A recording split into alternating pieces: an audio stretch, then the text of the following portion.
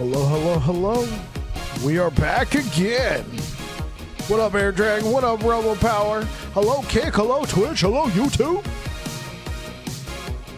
Hope you're all having a good one. Welcome on in, everybody.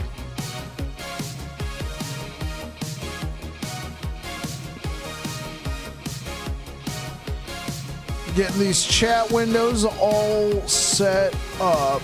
Oh, yeah. We made it. It's another week.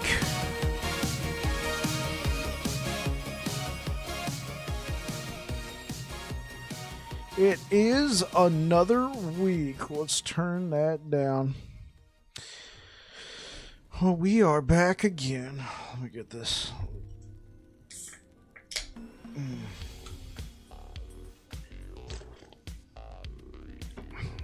All right. Well, we pushed to like 1200 corruption, somewhere around there on the Divine Bolt build. Ladies and gentlemen, the weekend. This guy. Thanks for the bits, Air Dragon. Appreciate it. I like it. I like it. So we pushed pretty far on the Divine Bolt. I didn't really feel like there was much use in playing that anymore because that build's probably going to get nerfed. I mean, it'll probably still be functional, but I mean, it's a very, like, I think at this point, people are going to be looking for what can I play early on. So I put together this little Void Knight build. We're gonna refine it here, but we're gonna refine it over these next couple sessions. But I want to get a video up for this, you know, especially this is a little, you know, like I wanted to call it budget just because I had some pieces of gear. But at the same time, this isn't exactly budget. I mean, you got a T7 Apathy's Maw. You got Shattered Change with Cleanse. You got a T7 Dark Stride. You got a +3 to Void Cleave and health on an Anchor of Oblivion. I guess the Siphon's kind of budget, but you know, you got an Omnis. You're not going to be using that right away. You need to hit 200 corruption at least, and then hope it drops. And then in this case, you got one with the legendary potential. So yeah, I was able to do 300 corruption on it. I'm just going to play around with it some more. You see, the thing is, I have a few timelines at 600 plus corruption from other builds, so I might be resetting a few timelines.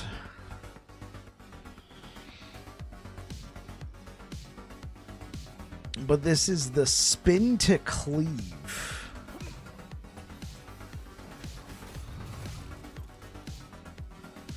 And it does work.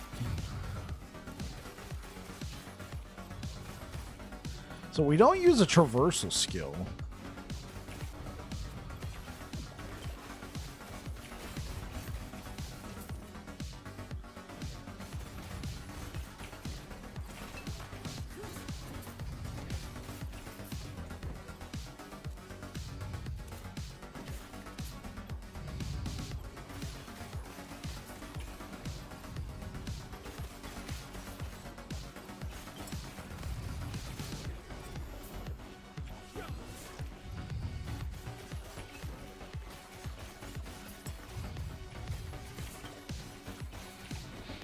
I think the biggest things I gotta do to refine this build is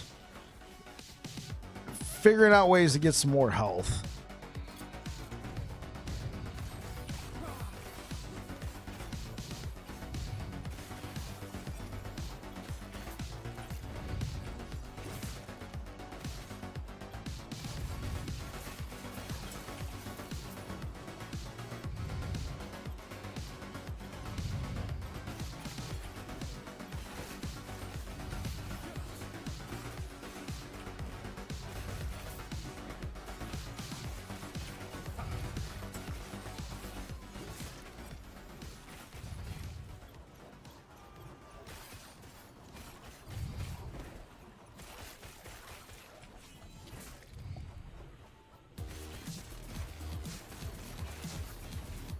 And I know the echo's over. I'm just I'm cheesing it.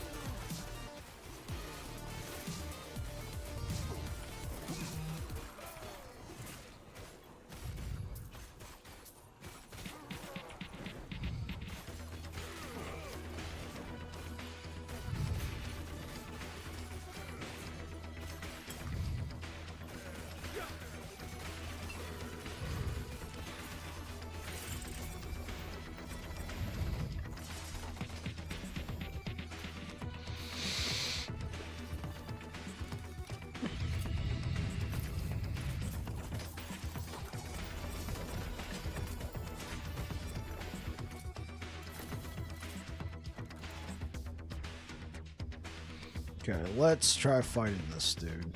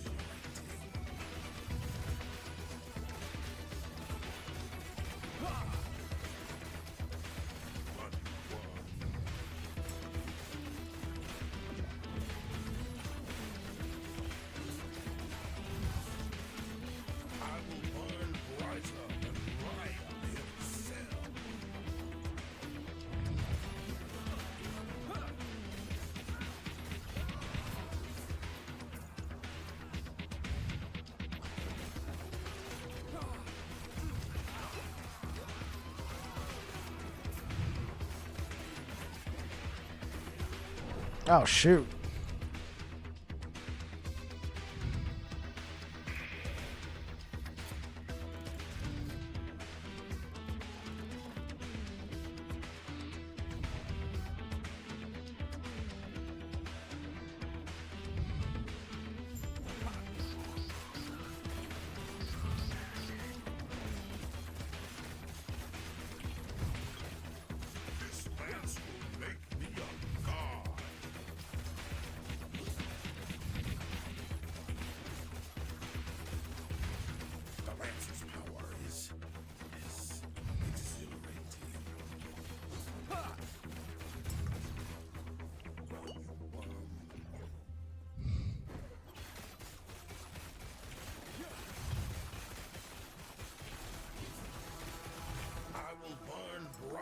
And Raya himself.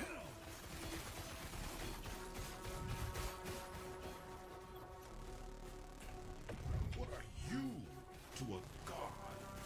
You are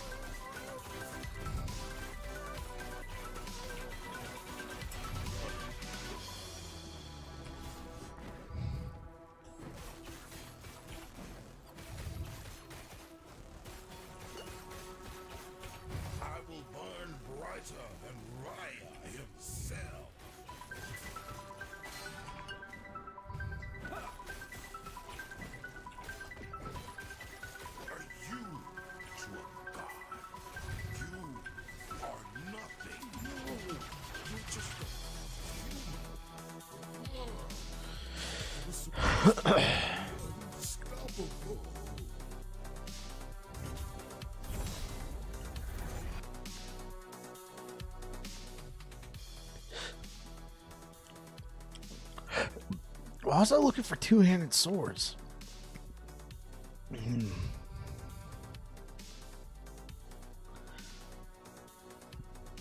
A 3 LP Volcanus, okay.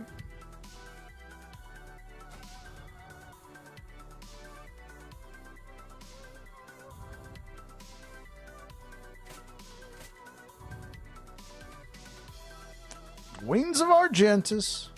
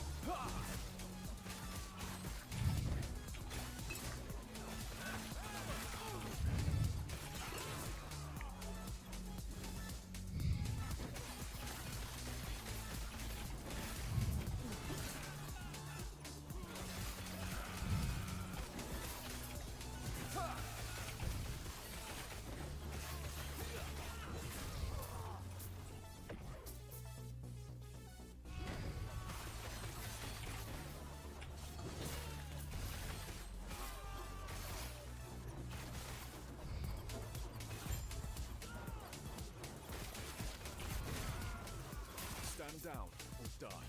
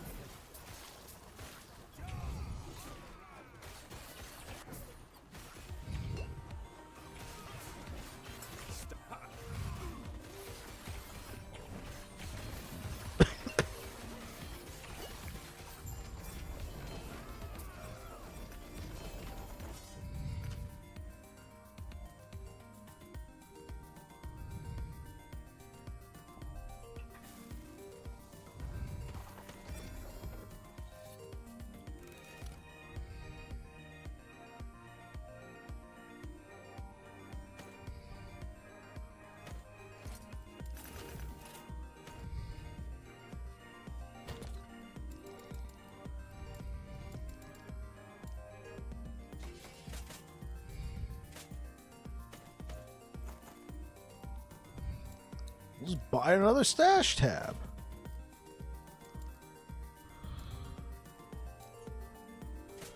The Weaver Challenge.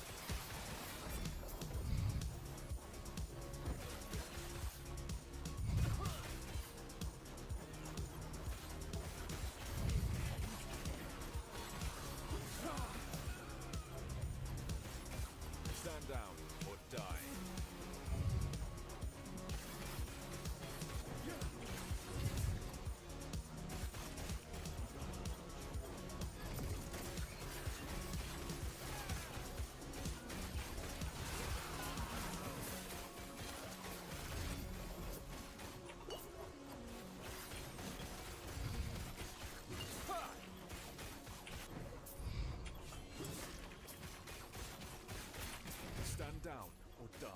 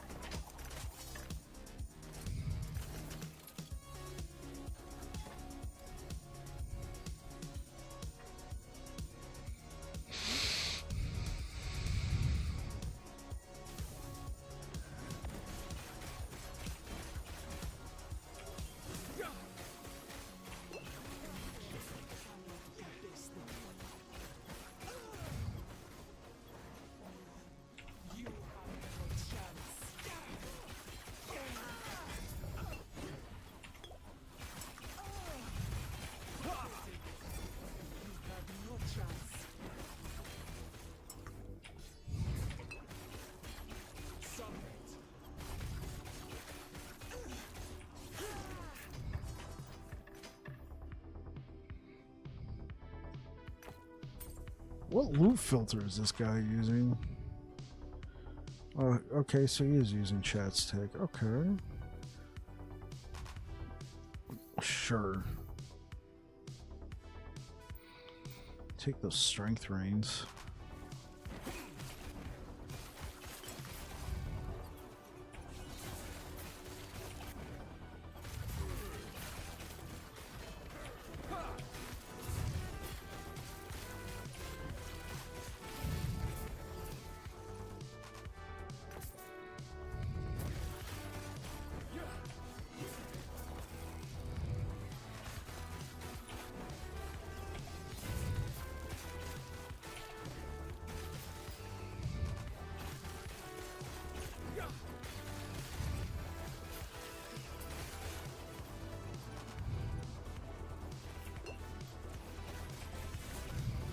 Stand down or die.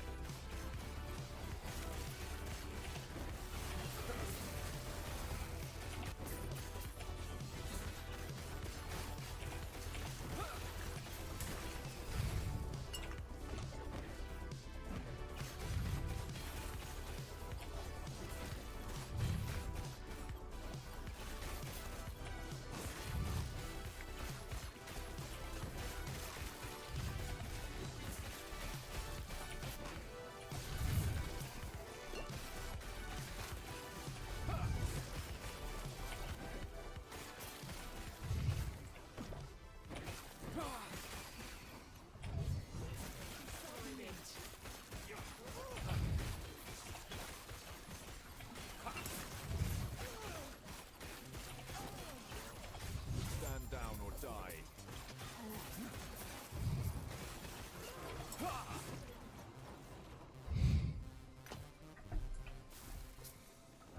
Okay.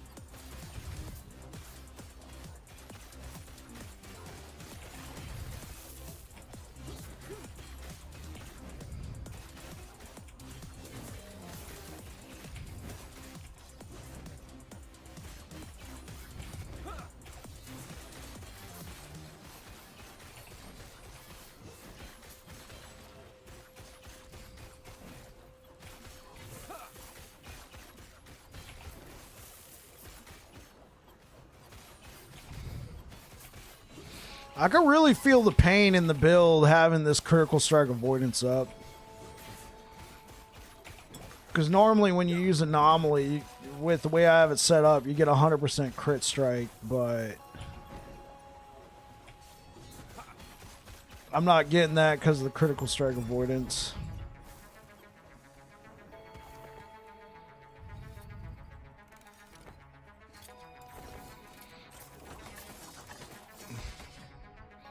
I think this build would be pretty nasty with the changes that have been teased in the next patch, because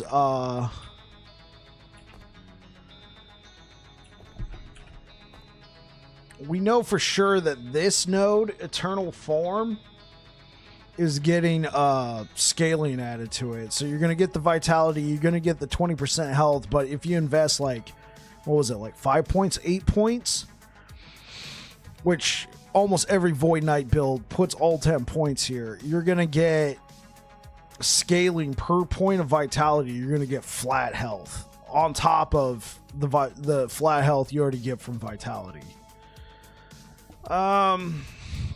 Maybe I'll drop this down to 1 point. I don't know how important the melee time rot chance is. I think I want to put at least 1 point into Essence of the End. At least 1 point. Last 7 seconds grants void damage, melee damage, and a reduction of stuns. 1 point in void flux, possibly. Probably, I mean, I liked this just for the armor. Increased armor on melee kill. And then what we should probably do, what do we have up here? Just flat armor? Yeah, we got flat armor. In this node right here, we can get extra flat armor while we're channeling. So right now we're getting 300 flat armor.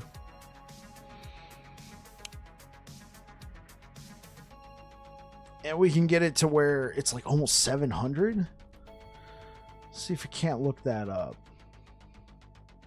Thank you for the likes on YouTube. Last Epoch tools.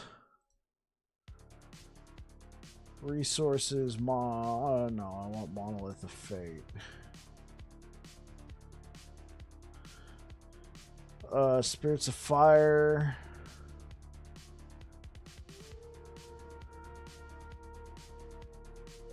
Exclusive Echo rewards. Blessings, here we go.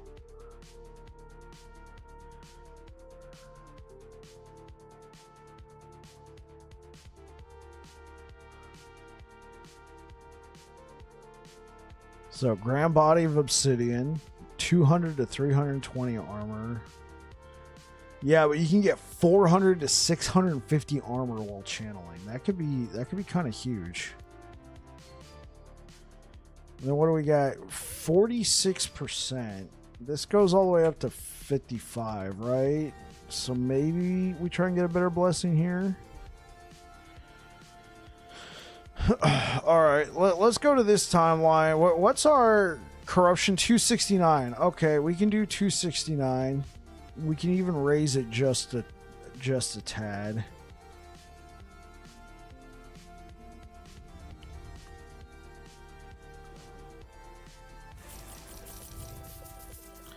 So we were doing 329 corruption.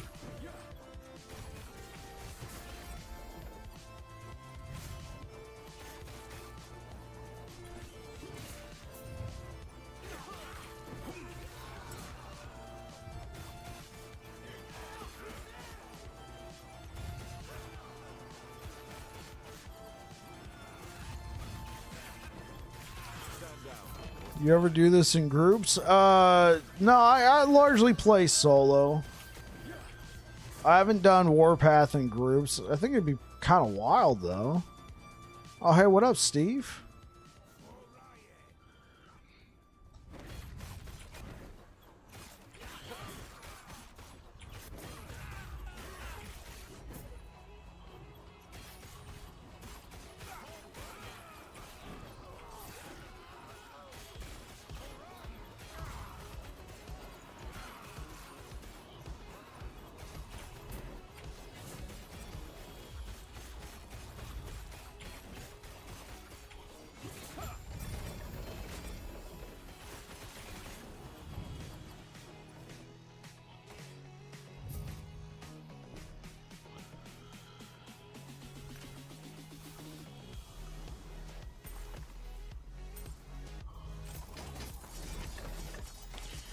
Hey, what's up, Robo? Welcome back to the channel. Okay, so we were doing 329 corruption. I decided I'm gonna want some laced Epoch. That hat is dope. Are you ready for the changes and expected changes? What are you most excited about? Wow, a Sentinel. I'm not surprised. What up, Steve? Yeah, I'm very excited, Drew. I had already decided I was gonna cycle start as a Void Knight, and then I saw the teasers, and one thing I'm really excited about right here is this note. They teased Eternal Form's now going to get scaling. So most Void Knight builds put all 10 points into Eternal Form anyway. But what they're going to do is you're still going to have the vitality. You're still going to have the increased 20% health. But they're going to add scaling to where you put like 5, 6, 8 points, something like that in there. And it won't scale with the amount of points that's in there, but you're probably going to put all 10 points in there anyway. And what it's going to allow you to do is it's going to allow Void Knight to get even more health from vitality, because so many Void Knight abilities scale with vitality. Like a lot of the big ones, like a Racing Strike scales with vitality. Void Cleave, even though it's a universal Sentinel skill, scales with vitality. Yeah, so I already knew I was going to be playing Void Knight. That's why, like, we were playing Paladin, which I love Paladin, absolutely love Paladin, but I wanted to work on some builds that could be fun to start off with. So, like, this is not going to be necessarily first day of the cycle I'm going to have all this gear, right? I'm not going to have all this. But I can imagine doing a build like this, being like level 30, having access to Warpath and Void Cleave and Volatile Reversal. I don't know about these two. I'd probably put something else in there. But I could, you know, get the basics of this build going pretty early on. Put like some sort of two-hander weapon in there. It has to be an axe or a sword because of Void Cleave. Obviously, I'm not going to have like an Omnis, but in that particular case, what I do is I would just lean on my idle slots. And I could replicate this build, not to the same power that I'm doing right now, but I could replicate this build and level with it through a good portion of the campaign and into Monoliths. So I'm just trying out different, like, you know, good, down-to-earth, simpler builds that can be pulled off that will benefit from that teaser. I don't know what else is being changed, Drew, but like I was really excited when I saw Eternal Form. Some last Epoch, good. Yeah. Appreciate it, Robo Power. Yeah. And you know me, Steve, though. Steve, my second character in Cycle 2, I might be asking you a couple questions. I've decided I'm going to play a Sorcerer as my second character. Or third character. I don't know if I'm going to make a Paladin or a Forge Guard after Void Knight. But each cycle, I'm trying to play one class, one character that's way outside my wheelhouse, way outside my normal play style. This cycle, it was Squirrels, a minion build. I don't really normally play minions.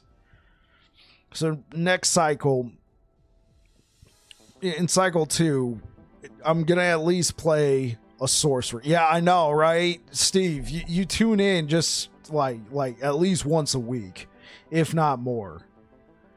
And what am I 99% of the time playing? I'm playing Sentinel. Like, I know it's like my bread and butter is Sentinel, but I'm gonna play a Sorcerer, man. I know Rune Master's in the game, but I'm gonna play a Sorcerer. It's something I gotta get outside my comfort zone. And I know you're a big Sorcerer guy, so you know, if you're ever here, Steve, and I'm playing Sorcerer going, oh my God, I can be like, yo, Steve, what's the shortcut here? So yeah, if you're just tuning in, we were doing 329 corruption, but we were down here in the Stolen Lands timeline, and then I came up here to Spirits of Fire because I want to get the Channeling Armor blessing. Right now I have the Flat Armor blessing. The Channeling Armor blessing is going to be a lot better for when we're just doing this.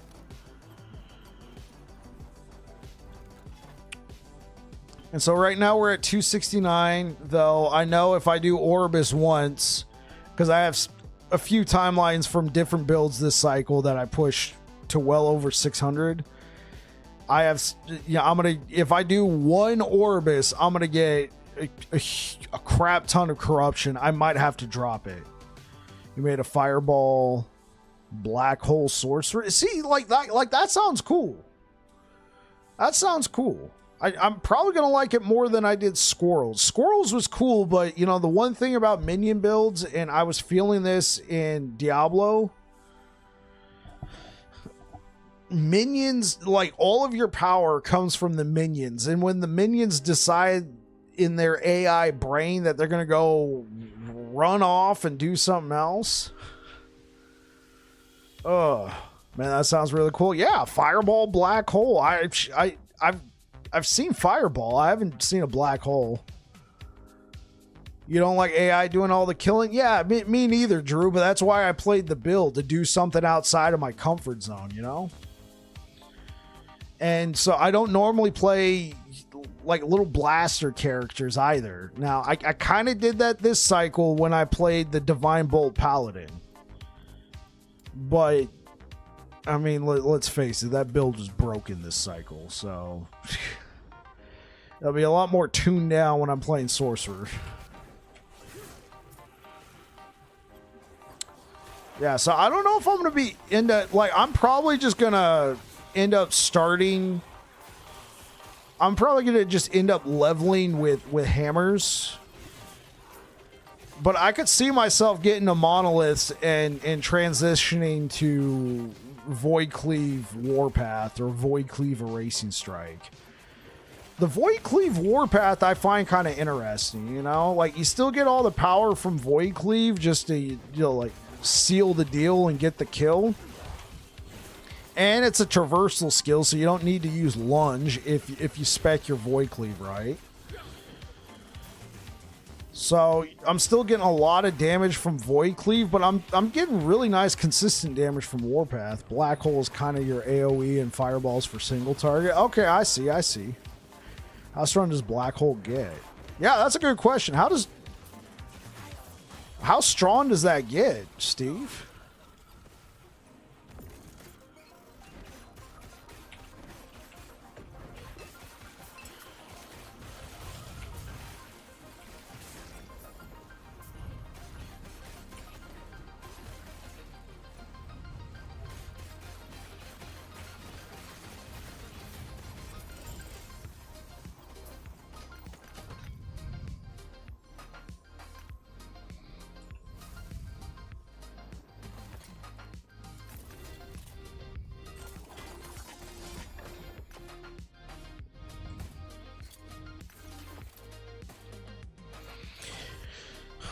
So I may end up having to, I don't know, I'm getting a lot of health and vitality and, obviously the +4 to Warpath on this plate.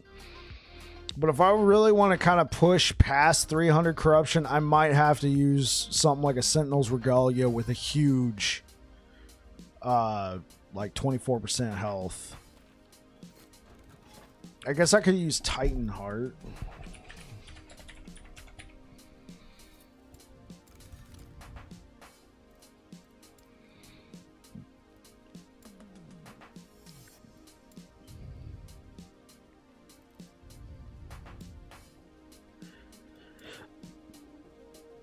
I quit picking up Titan Heart with 1 LP. I have so many in storage.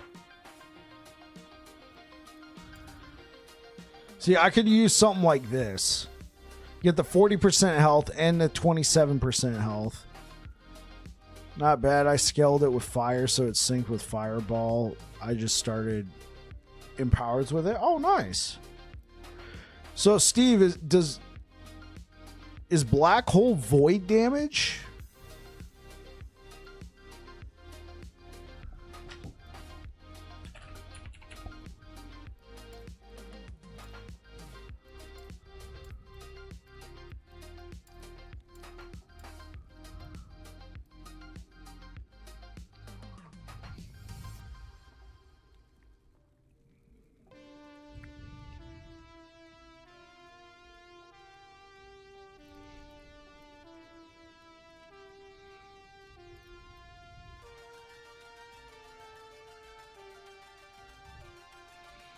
Because Dark Shroud of Cinders, like I could see this working really well. It like if Black Hole does void damage. Because like this could be pretty dope, man. You get flat void damage. There's a node that changes it to fire. Oh, so you can make it all fire. But by default, is it void? Because, I mean, like, look at this. You get flat void damage. You get increased fire spell cast speed. If you get hit, you cast fire aura. You have a chance to. And every time you have a fire aura, you do increased void damage. So if you got like all this fire aura going on, bro, you could be like pumping your void damage. Like, dude, like, oh man, you already got me thinking, Steve. You already got me thinking, man. Yeah, oh dude, I might just be ripping off your build then on Sorcerer, bro. Fireball Black Hole, man. You get to spam your fireball hardcore, man. Like, okay, so you use this. Hey, what up, Tilron? How's it going, man? And you use something like Cinderson, right? You get the flat fire damage. You get the fire spell increase. You get a chance to inflict spreading flames. It reduces the cost of your mana spells. You get extra projectiles for your fireball. So you're spamming your fireballs with this thing. Then you're using Dark Shroud of Cinders, which is pumping up your void damage, bro. Oh, dude, and what if you use oh,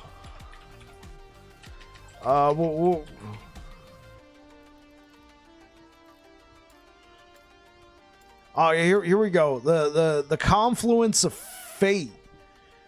Now, I don't know about this. Just because it increases the amount of damage you take. Going well. I'm glad to hear it, Tilron. Because it increases the amount of damage you take from those sources, but you could get this. Just because nobody's using it doesn't mean it sucks. Here is my standard for a build, Steve. Is it fun? Number one question, is it fun? If it's fun, it's almost already got a pass in my book. If it's fun and if it can clear 200 corruption, I consider that a successful build. You say yes. Okay. Yeah. Is it fun? Can it clear 200 corruption? I know you say you just got to empowered, so maybe not. But you might not know.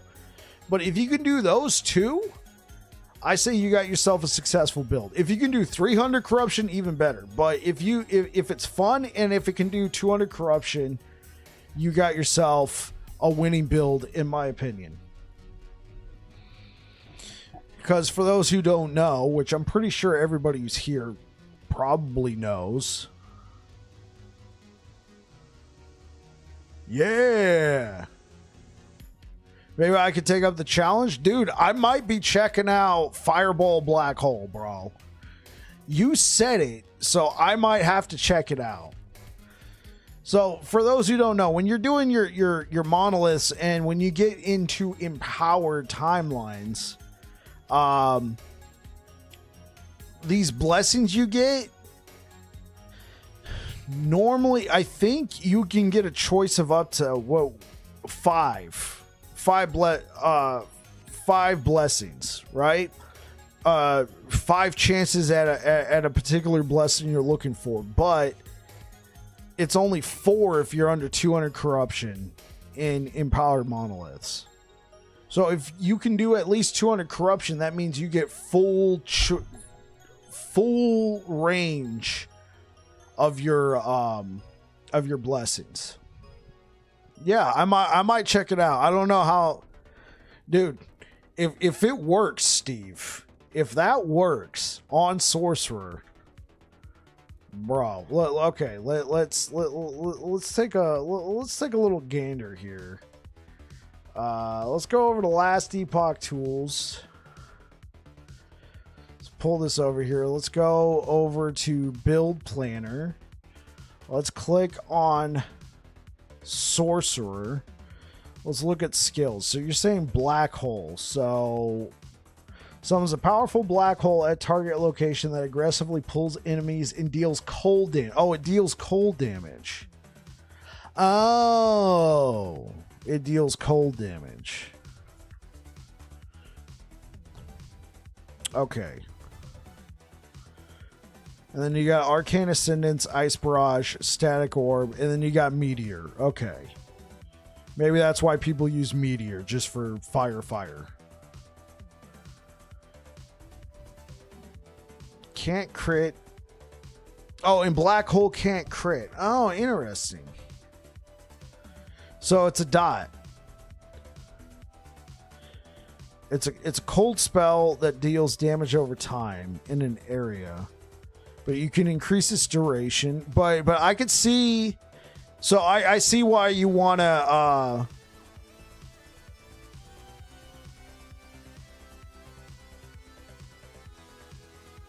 Yeah, you don't see a whole lot of reason to go beyond. I will say I did see a lot more loot at more than 200 corruption.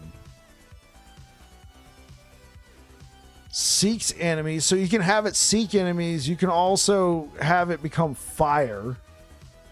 Oh, but it no longer pulls. But you can also gain ward from it. One deals fire, one deals cold, so it does half. Okay. Still, the concept sounds cool.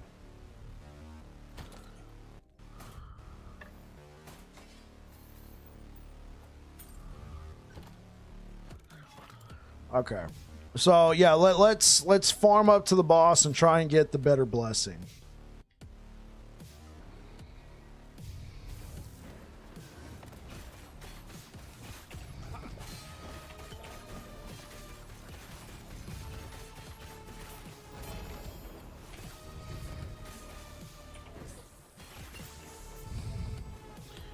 But what kind of belts we got? All just war. They were literally all war trails. Okay, let's take that.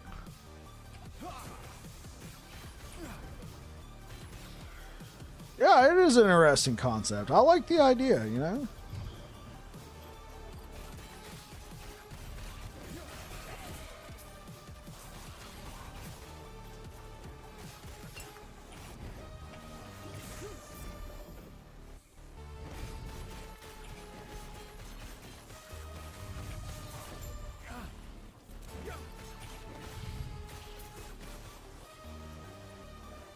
Stand down.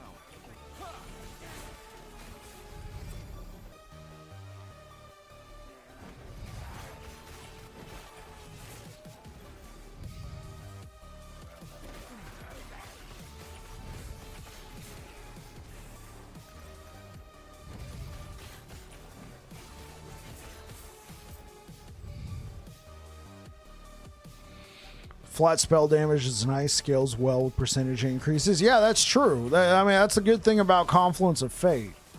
It gives you actual flat increases.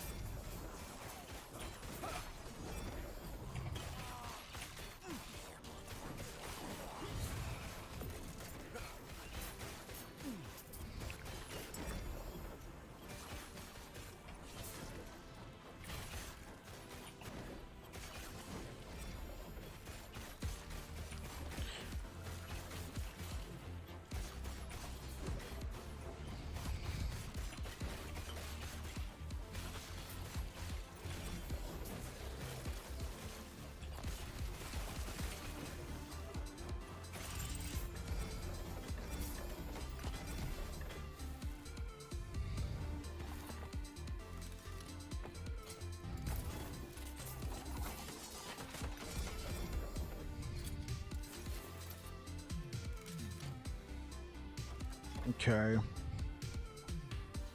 That's going to increase my corruption by a butt ton. Okay, let's increase the corruption, but then drop it down to where we're right around 300. I don't want to be. I don't want to be trying to push corruption too much until I get some of my blessings in place.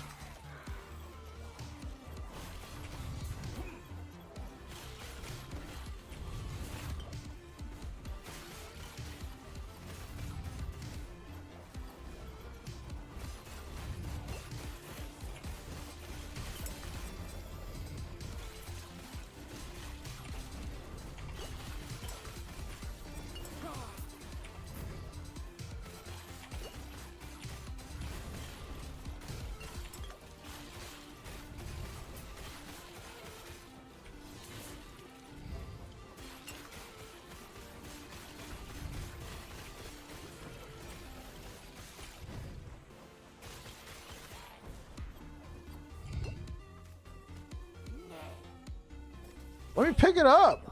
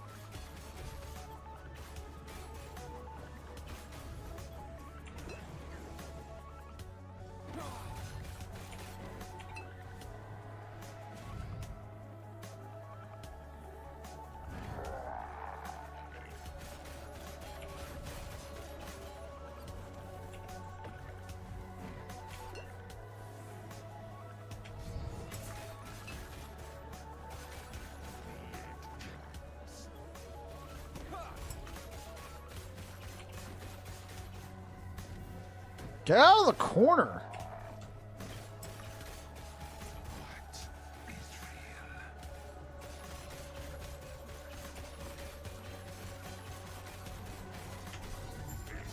Whoo! We got out of the way on that one. Yeah. I love your content. Oh, thank you, Khaled. I really appreciate it. Thank you for being here.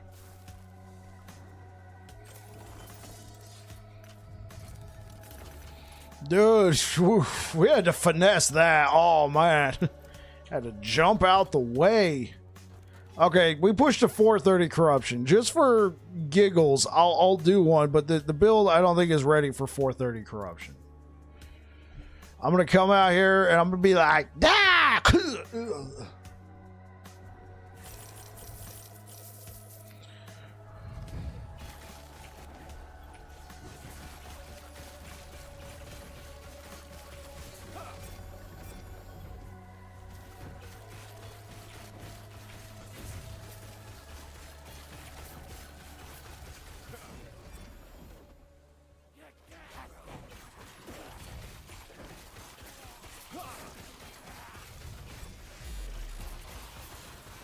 Dionysius of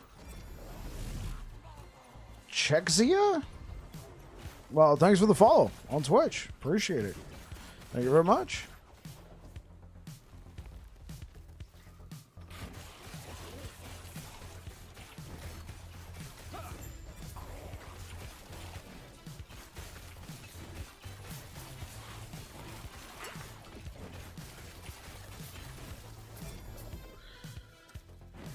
Yeah, I guess so. I figured I would just get smoked, coward.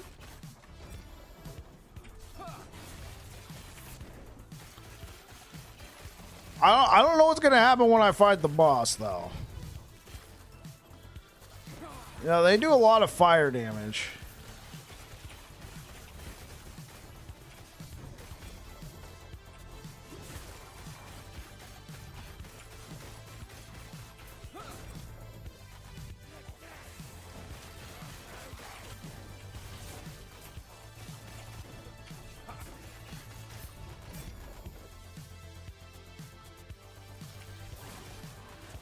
Ah! Hey, we found the dragon. Let's go.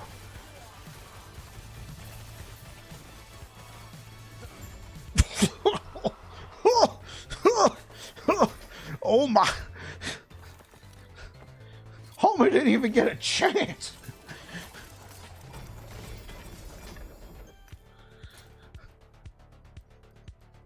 Perfect.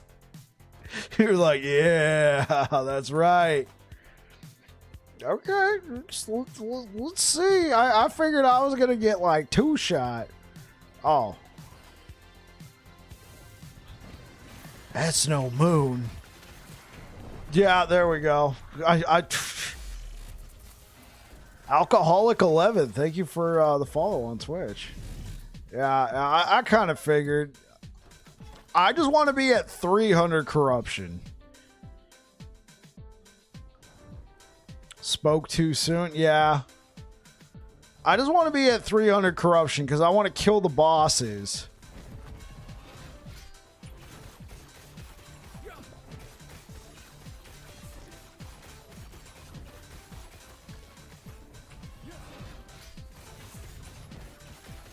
What's up, guys? You ever heard of a human Beyblade? That's me.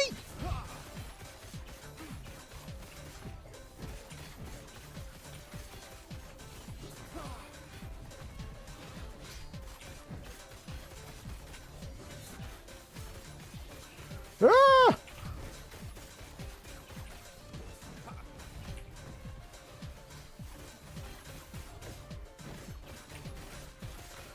There we go. Oh, hey, what up, alcoholic? Thank you for the follow, sir.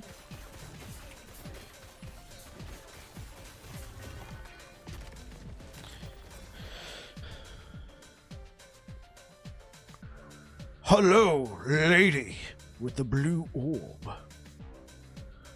This is kind of a cool. I don't think I've ever lowered corruption after they made the changes. The camera angles are kind of like, look at this.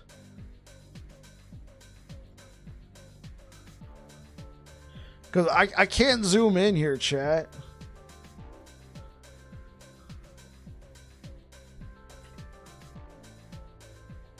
Okay, cool. Full screen. Here we go.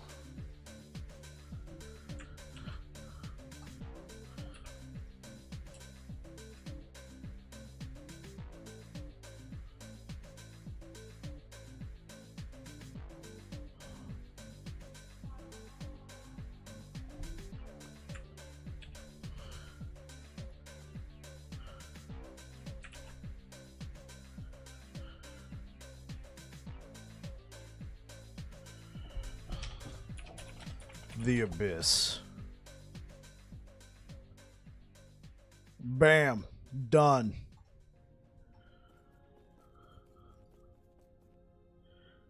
How much corruption do you want to cleanse? So we're at 430. So let's do, yeah, I'll reduce this to 380.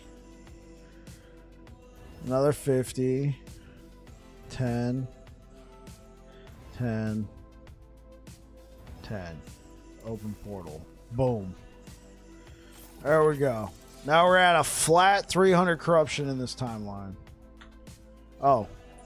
Help if I have that open. Okay. Let's go.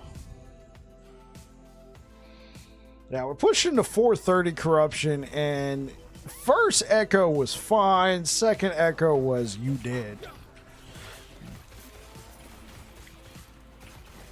I don't want to go that high. I'm just trying to get blessings. Spin to cleave, baby! Let her rip!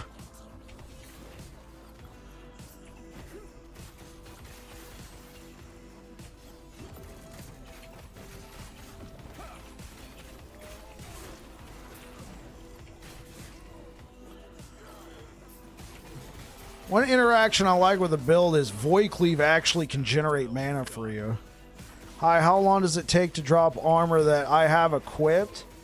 So the armor I have on is kind of, oh, you mean like the cosmetics?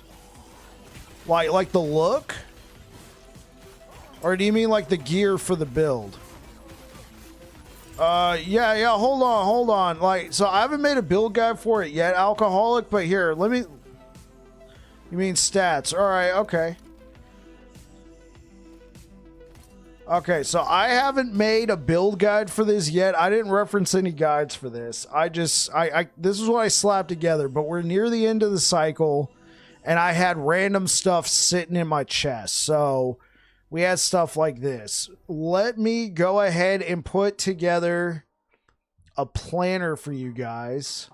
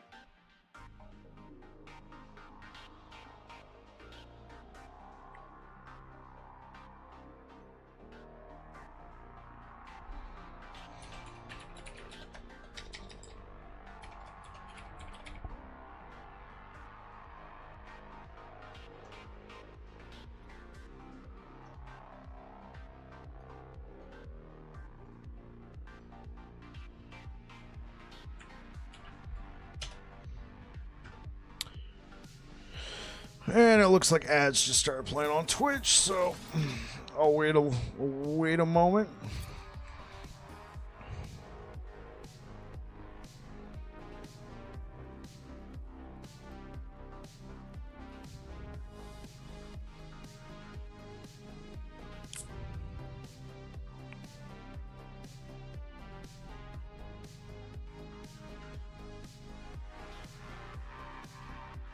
Oh, thank you so much for the likes on YouTube, guys. I really appreciate it.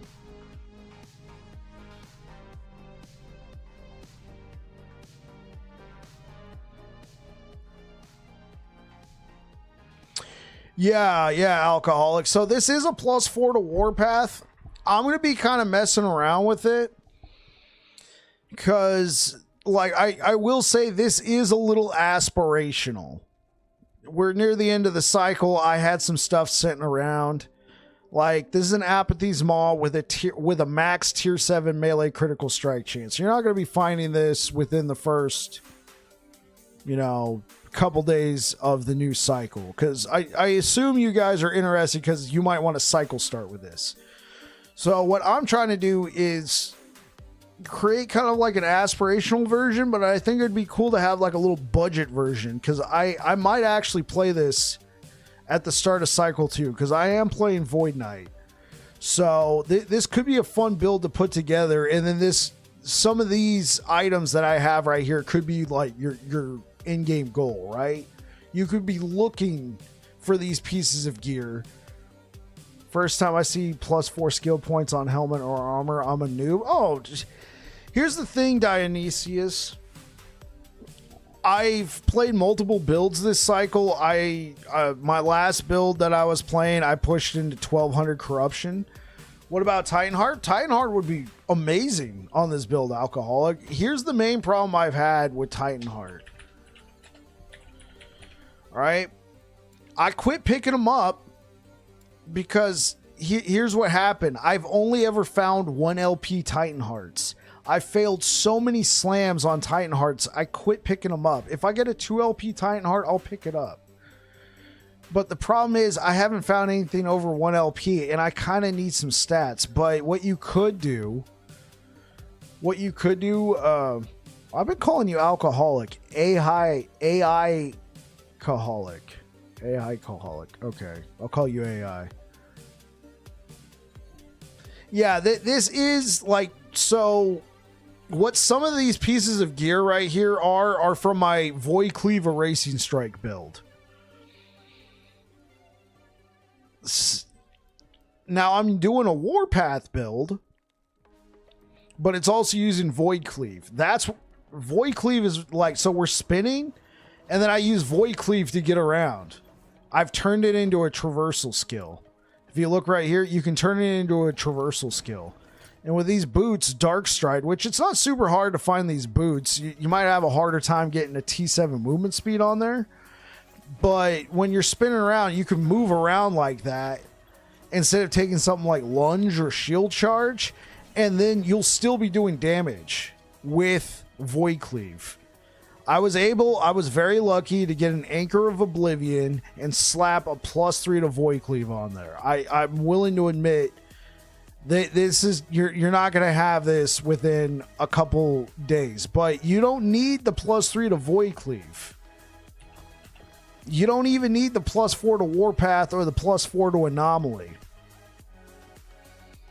And honestly, this helmet, the helmet's cool, but right now I would probably, instead of lightning and cold resistance, I'd prefer health.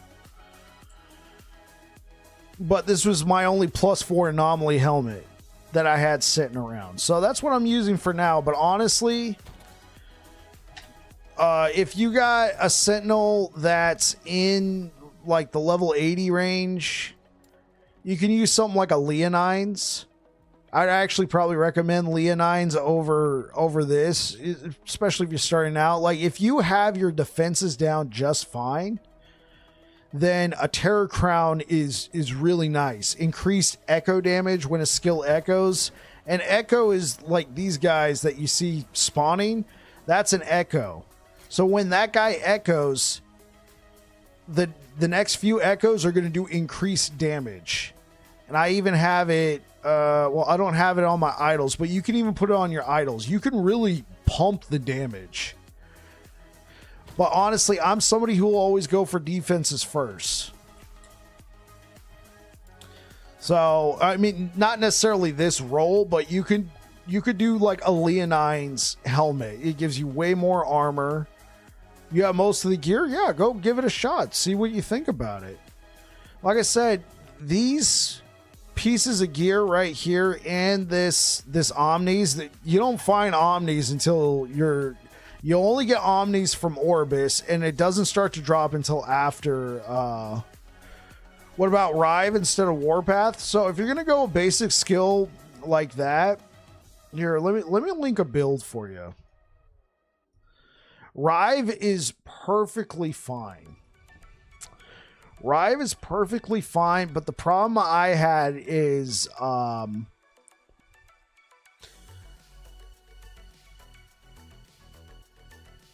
my gosh.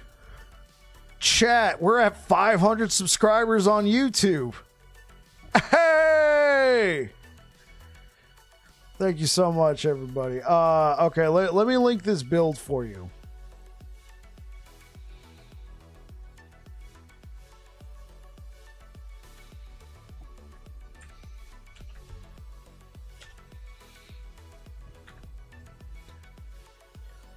Okay. Yeah, so AI.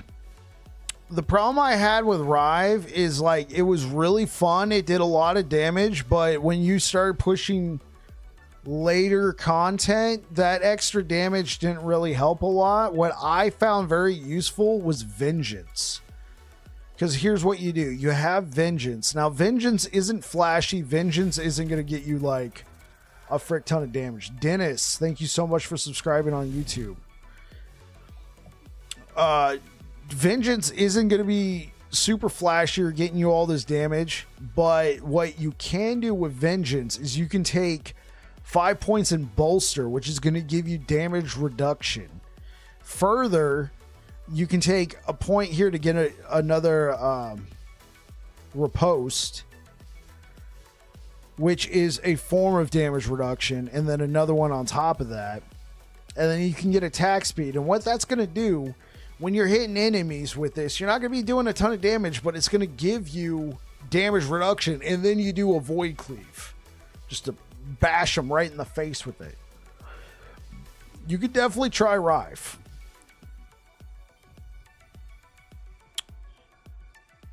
Instead of Warpath, you see, Warpath is interesting because Warpath is a channeled skill. So there's actually special modifiers.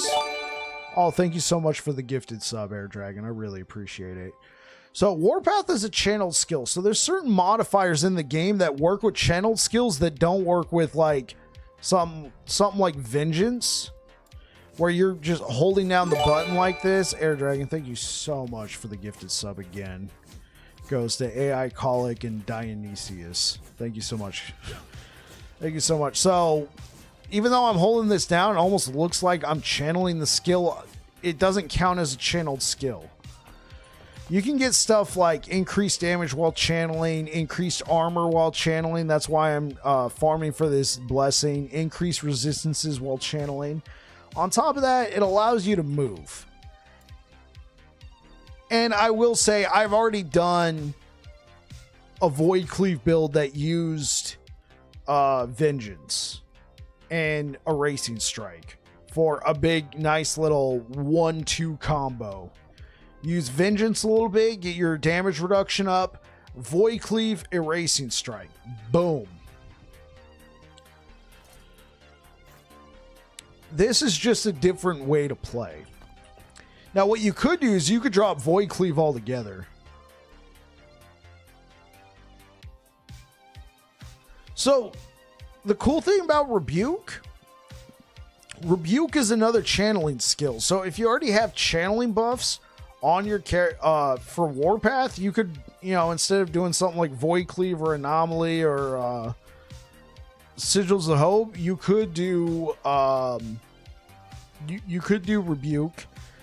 What you could also do is you could drop Void Cleave for something like Shield Charge, Shield Rush. I call it Shield Charge, sorry.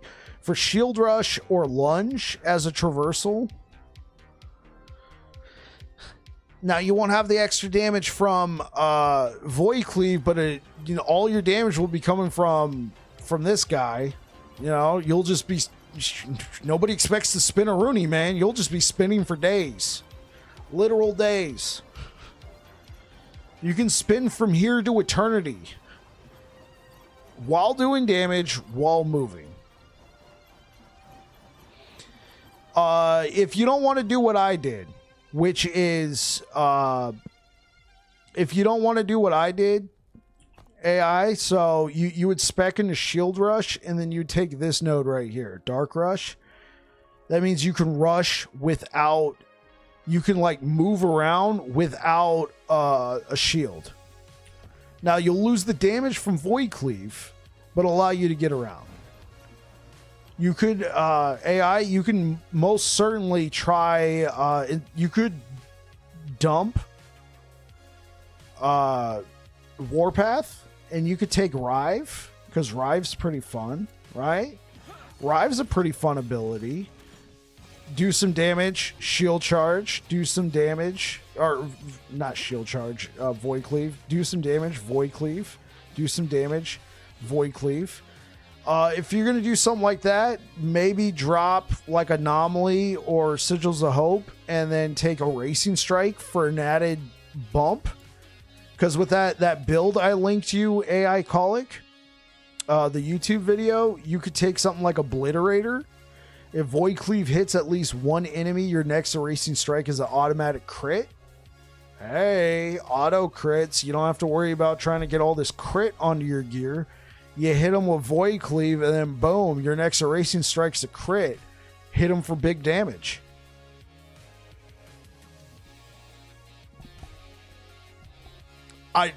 On my YouTube channel, I have like probably 4 Void Cleave builds. This is one of my favorite abilities in the entire game.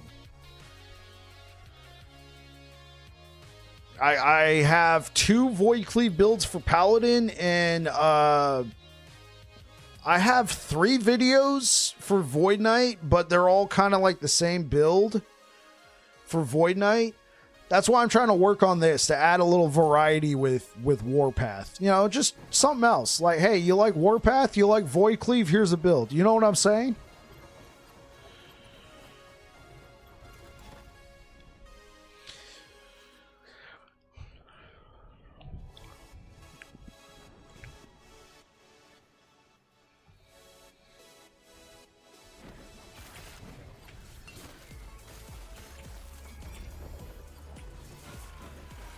Oh, I guess I should point out.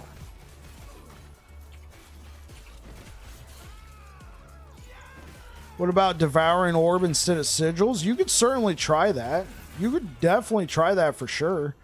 Sigils, the thing about Sigils, I have them set up to where when I'm killing enemies, I have a chance for them just to spawn on their own, so I don't have to stop and press the button. Yeah, I get what you're saying, Dionysius. Because, like, right now, I've only pressed the button once, but I already have 4 sigils up.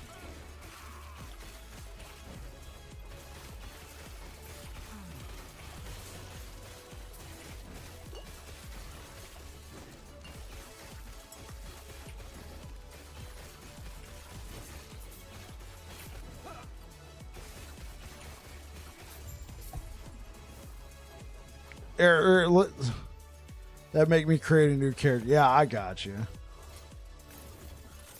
Okay, AI, I'm gonna give you like the Giga Chad version of this. Are you ready, AI?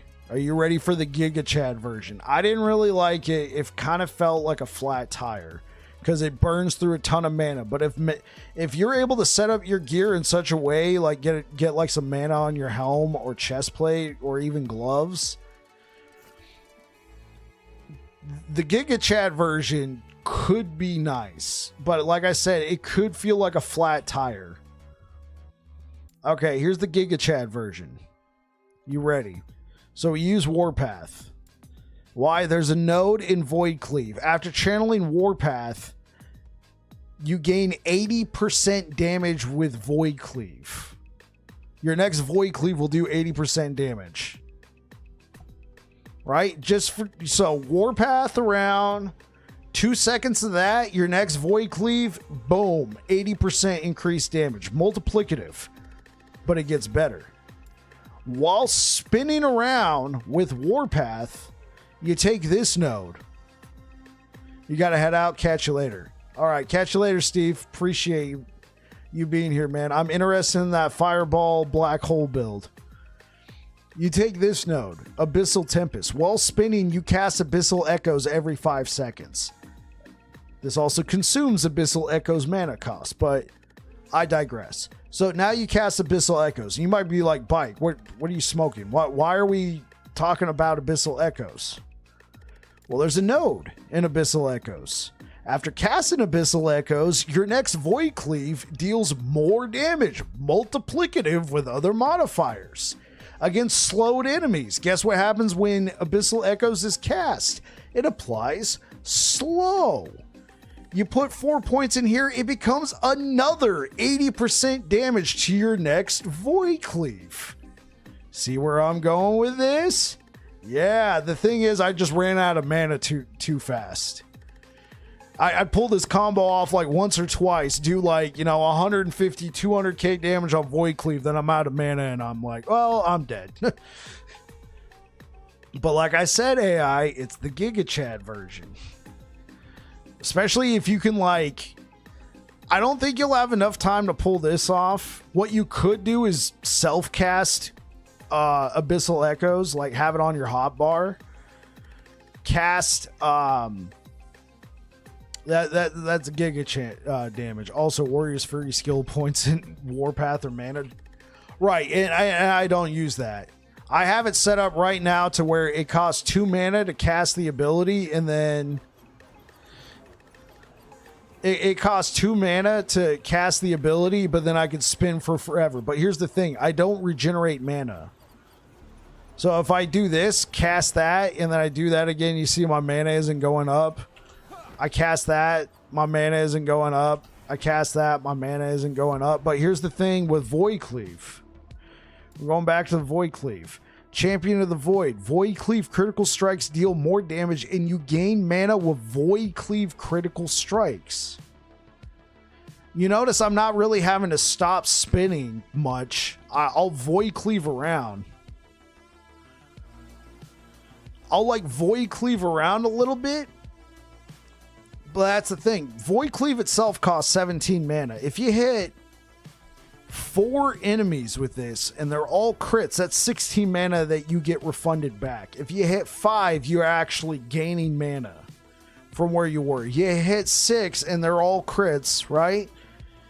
You see where I'm going with this? Against bigger groups of enemies, you're actually going to be getting mana back. It's against the bosses that are just one target that eventually you have to stop spinning or just not cast Void Cleave to get some of your mana back.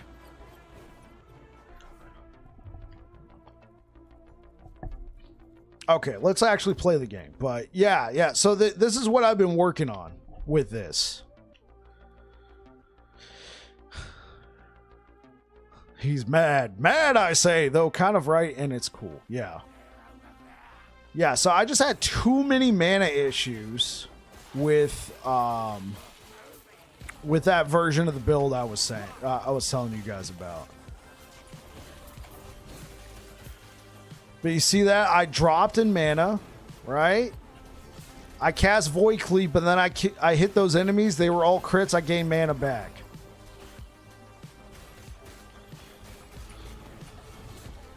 Now, I did try this with Warrior's Fury. It doesn't generate enough mana back to make Warrior's Fury worth it. But with this setup, you can pretty much spin for close to forever and still have a nice, 30k plus damage ability just to slap in their face. And it's really cool. And it gets you around.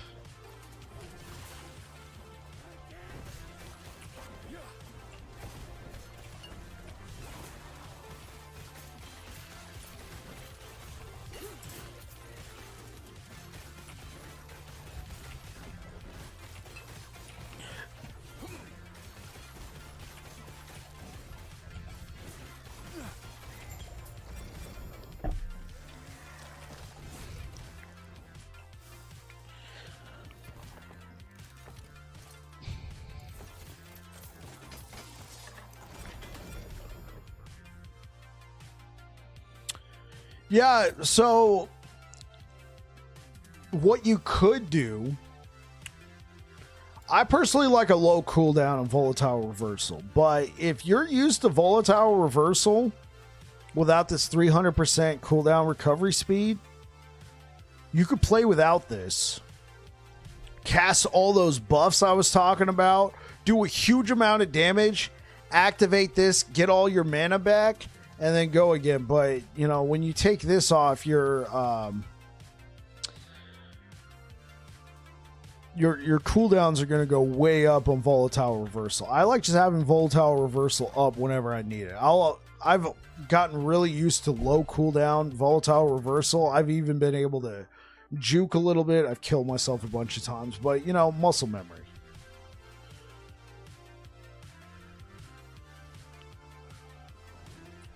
Warped time points.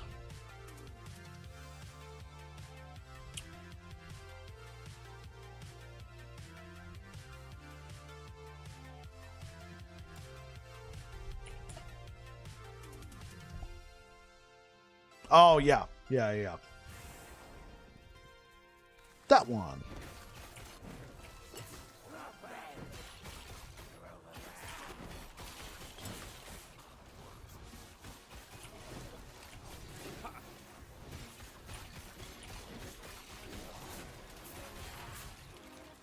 Stand down or die.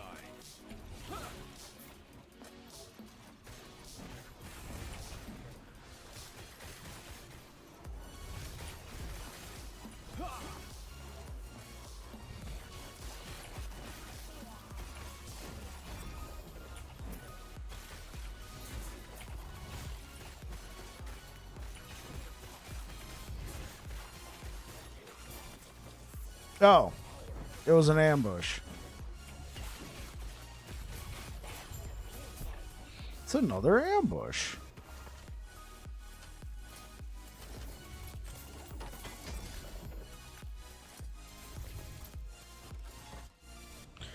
All right, there we go. We're fine. Oh, I got critical strike avoidance on. Yeah, I'm not gonna bother. Let me try and cleanse this critical strike avoidance.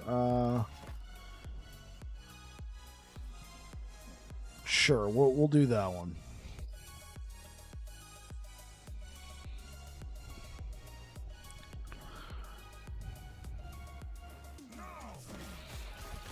Those are super duper rare. Yeah, anybody who's been here long enough will be like, hey guys, it's another ambush. Surprise!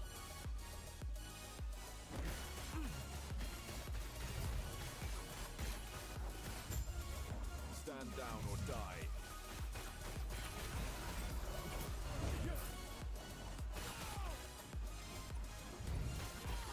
Do, do, do, do, do, do, do, do.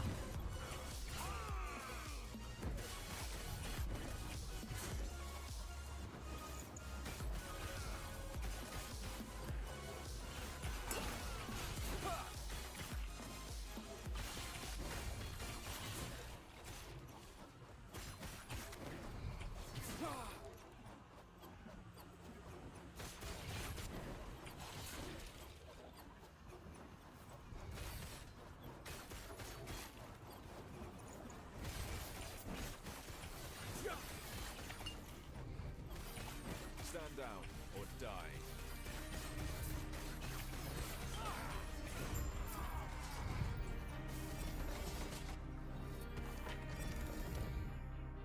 Yeah, I like it, man.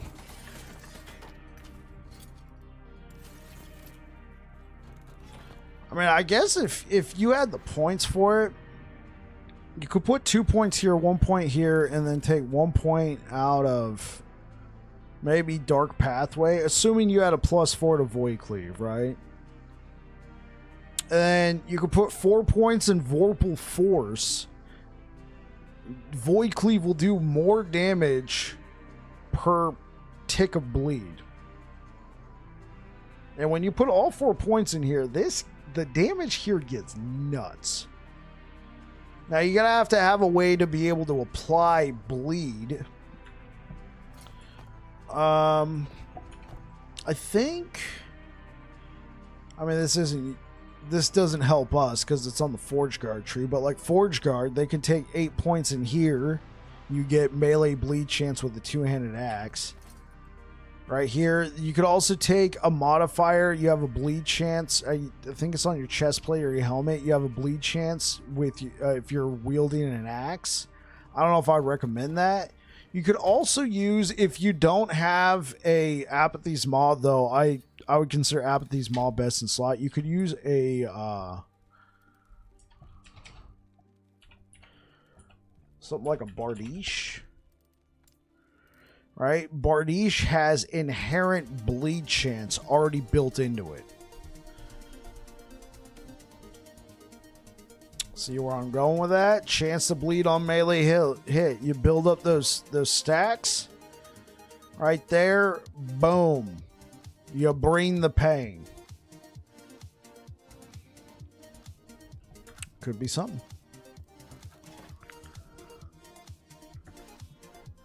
Wait, did we not do that?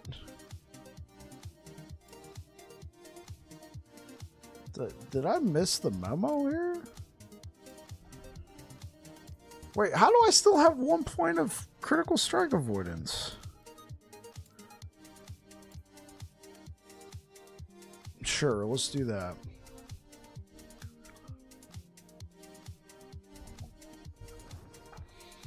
Let's do that. How many blueberry we got left? Well, we got a decent amount of blueberry. Let's go.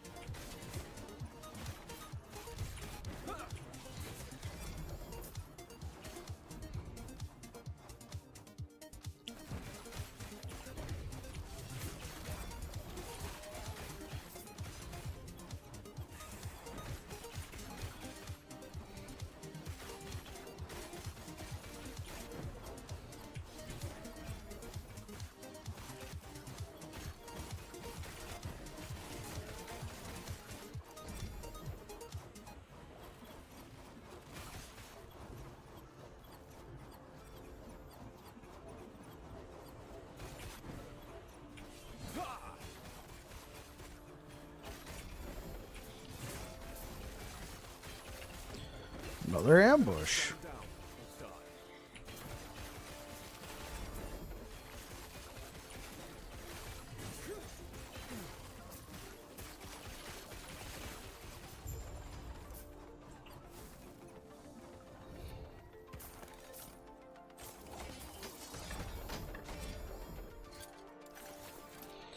Okay, cool. We've cleansed that. Now let's go fight the bosses. I didn't want them to have critical strike avoidance. And I say bosses because of this timeline.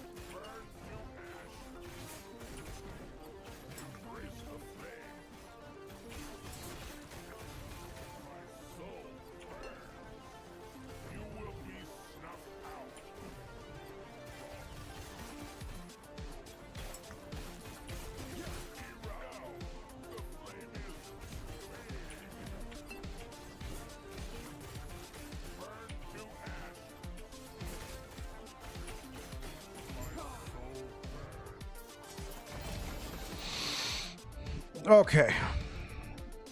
Chance to apply frailty, stun duration, dodge rating, minion damage, increase fire damage. We didn't get it. Keep current.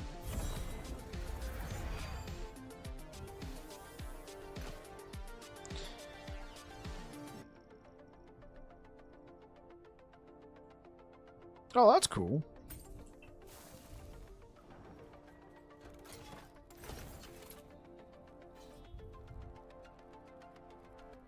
Okay. Obviously, this is best in slot, but I could think of you use Herkiers and you use Dark Shroud of Cinders. You use this to get Fire Aura by drinking a potion. Fire Aura is active. Dark Sauna Cinders, you do more void damage per fire aura. So you drink all your potions, get a whole bunch of fire auras, your void damage goes out.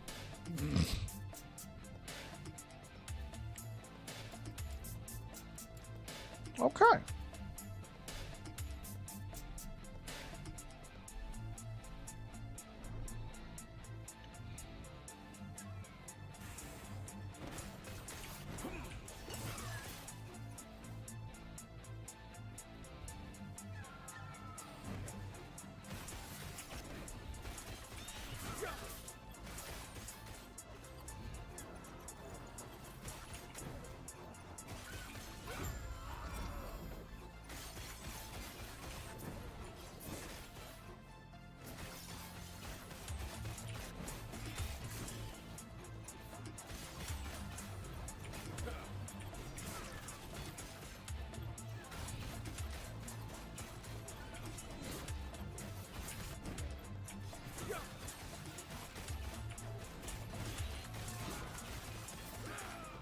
What's up, guys?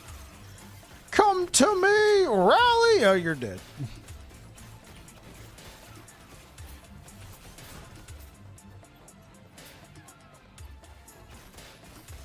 What's up, guys? Just passing through.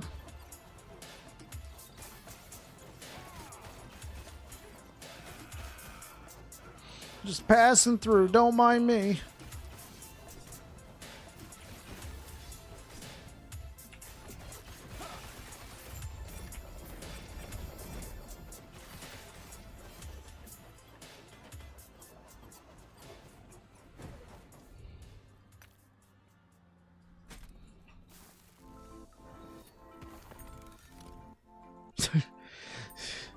I have an appointment.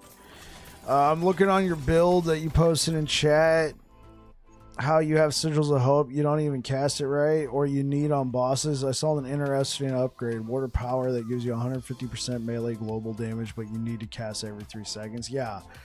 So it's cool. So I could take Water Power, you know, put all 5 points, get 150%, but I'd have to be casting it all the time. The thing is, Sigils of Power costs 39 mana.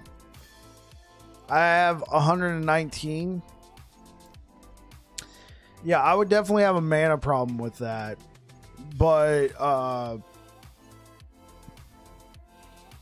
what you could do, because we're already getting the empowering sigils, so you have a chance to see. Last Wish says you have a chance to summon a sigil. This, you deal increased damage for 3 seconds after you cast. So this implies that I have to actually hit the button, which would interrupt what I'm doing with Warpath, which would also kill my mana. But you could, like, you know, take away meditation, meditation. I wouldn't take away Tetragram, but you could take 1 point away in Enduring Hope. You could take away Last Wish, so that's 1, 2, 3. Take away 1 point in Empowering Sigils. That'll give you 4 points to put into Ward of Power. But the mana issues, I don't like to stop spinning unless I'm doing a Void Cleave, or if I need the crit, cast Anomaly. And then, you know, Volatile Reversal, I've gotten so used to it, it doesn't even feel like I'm casting it, you know? But that could be something, like, if you can figure out those mana issues, Dionysius, you can definitely give it a shot.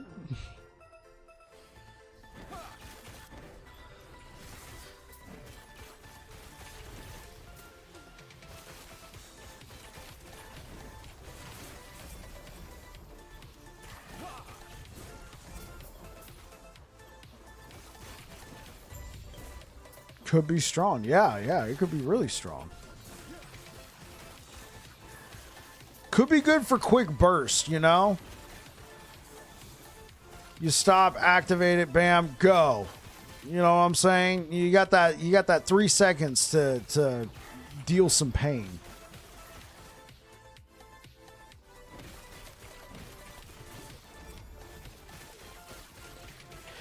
I'm going to be honest, guys. I don't really like sigils.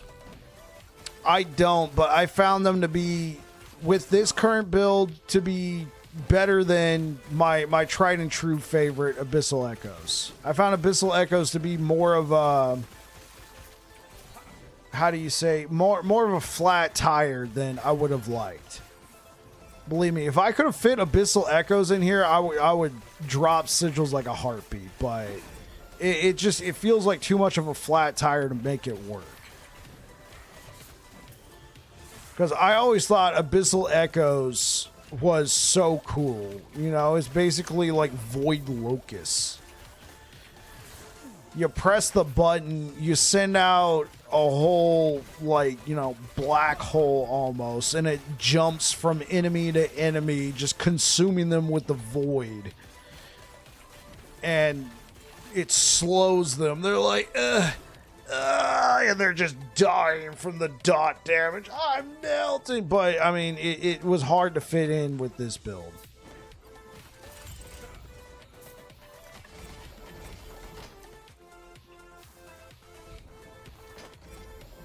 Because the way it's I just don't like stopping to cast stuff when I'm already spinning. You know, when I'm spinning, I do that. That's fine. It's very quick. I do that. I kind of don't like that, but that's fine. I do need the crit from Anomaly. Can this build handle bosses? I've killed a few bosses, but it's going to depend per ninja. It's going to depend, like, what your idea of bosses would be. So, are we talking T4 Jura? I haven't tried, but with the current setup, I think survivability issues would be a thing. Now, you can go ultra tanky on this. Like, so you could drop this, right? You could try and get a +4 Warpath onto something like a Titan Heart. Right? You can get the Warpath onto something like a Titan Heart. Bam, 15% less damage taken while wielding a two-handed weapon. What we're using, two-handed weapon, right? You could also use something like, I wouldn't recommend it, but you could use something like, Wings of Argentus. You take 20% less damage while moving, right? Now, and Wings of Argentus is still one of the hardest uniques in the game to find with LP. It's very rare, with just one LP. So you'd probably be going without your +4 to Warpath. But hey, that can make you even tankier. And so while you're spinning and you're doing that, you also have Void Cleave. The way we have it set up in Void Cleave, if you're spinning to win with Warpath for at least 2 seconds, your next Void Cleave is going to do 80% increased damage. Right? So spin, spin, spin. Look for the icon right there. Void Cleave Fury. Boom. Damage, go back to spinning. So what I'm doing right now is I'm in the Spirits of Fire timeline trying to find the channeled armor blessing. So while spinning, I'll have increased armor. Now that's going to create a bit of a conundrum when I'm not spinning. So the build's really going to be focused on spinning. And instead of using like a traversal skill per ninja, I have Void Cleave, one of my favorite abilities in the entire game, spec'd for traversal.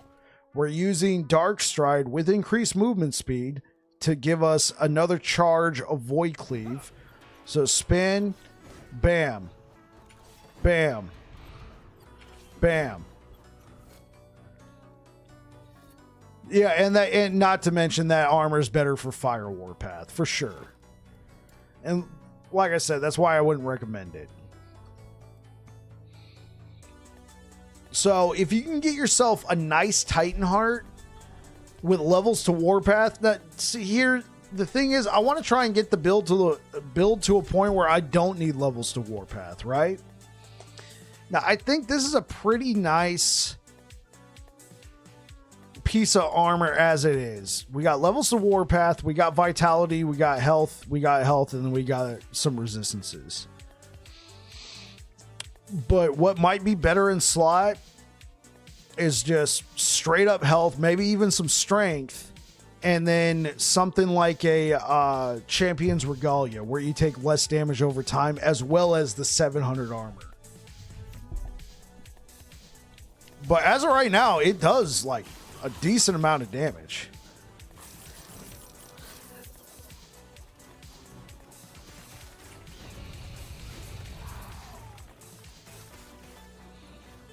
Sounds promising. Yeah. I might consider cycle starting with the build, because you can get a basic version of this, a very, very budget version of this set up pretty early on. Now, it's not going to feel as good as this does right now, but you'd be using a build that eventually could transition into an in-game build without hardcore respecking. And I think that's going to be more interesting to people who maybe they don't play a lot. They just want to do one build in a season. They like Sentinel. They like Melee. They heard there's changes coming. They see something like this. Technically, the way I have this set up now, you drop Anomaly. Any Sentinel, Forge Guard, Paladin, or Void Knight could use this setup. Now, I wouldn't recommend this exact setup for Forge Guard or Paladin, but you could use the same mechanics, because Void Cleave and Warpath are Sentinel skills. So anybody can use them. And then Volatile Reversal, you only need 5 points in Void Knight. And then Sigils of Hope, you need 15 points in Paladin. Right? Now, you don't even have to use Sigils. I mean, if you can get it to work, Abyssal Echoes is a personal favorite of mine. Why? After casting Abyssal Echoes, your next Void Cleave can do up to 80% increased damage to slowed enemies. What does it do? It slows enemies with crippling waves. So you combine this with this, and hell, if you want to go Giga Chad, you somehow get a weapon that gives you bleed, allows you to apply bleed. You apply this, you do increased damage per stack of bleed. They're all multiplicative. Right? Multiplicative with other modifiers, so multiply, multiply, multiply, bro. Your Void Cleave's gonna cleave. It's gonna cleave.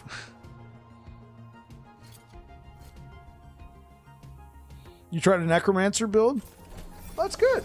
I'm glad you liked it. I personally am not really big on minion builds. I don't like all of my damage coming from the minions. There's nothing wrong with that. I personally like just being me. Are you talking about the Wraithlord Harbor? That unique? Like, that looked like it was very powerful this cycle.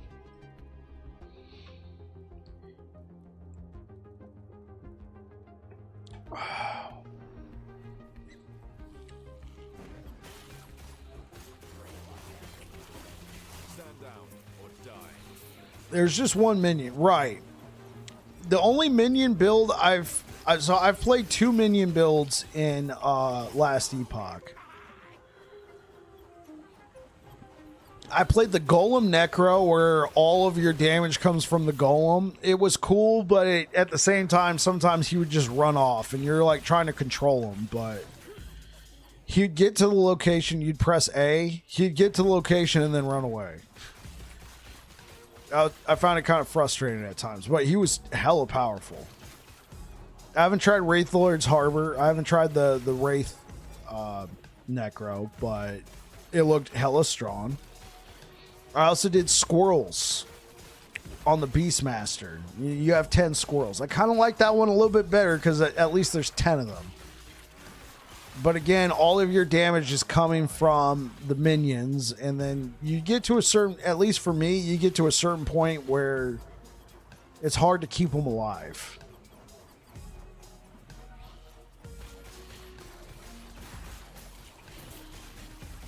In Path of Exile 2, you'll be able to summon any NPC you kill. Oh, that's cool.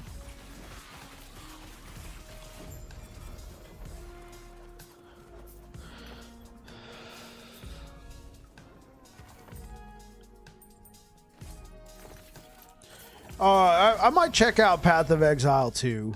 Yeah, it's actually crazy. Yeah, it's nuts.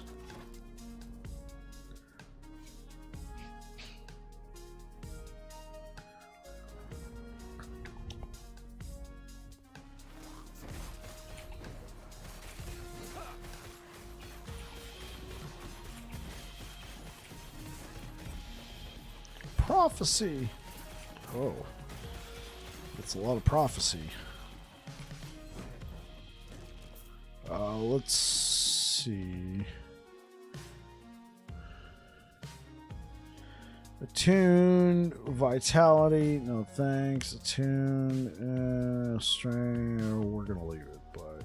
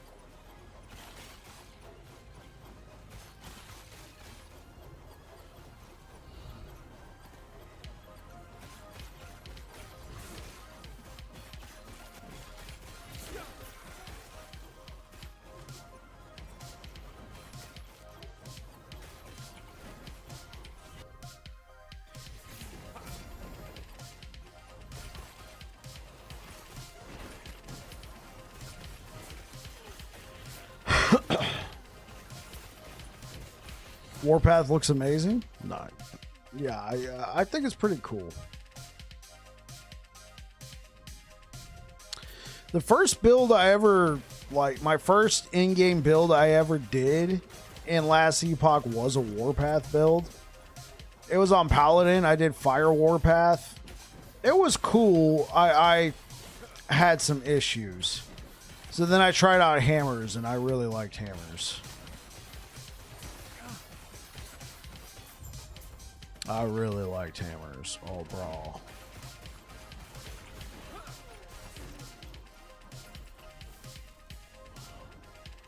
Then I discovered Void Cleave.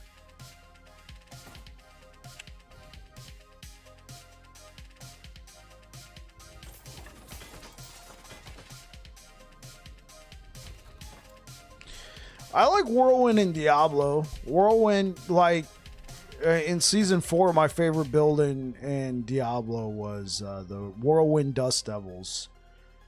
And then right when I came back to last Epoch, the like a couple days later, they released the mid-season patch, and they buffed the snot out of Whirlwind Dust Devils, so...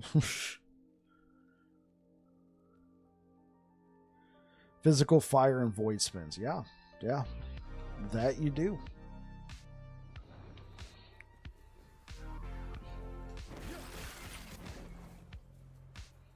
Oh, is this an arena?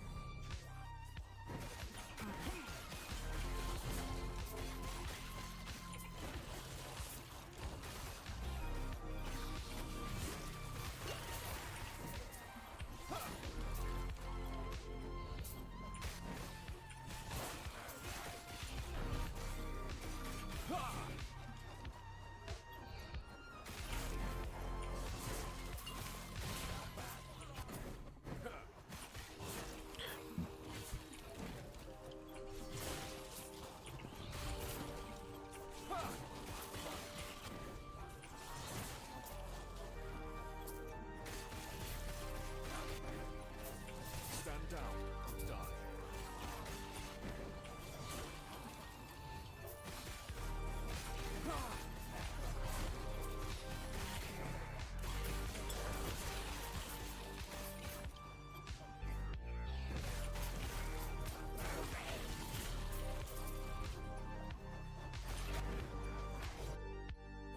Oh, whoops.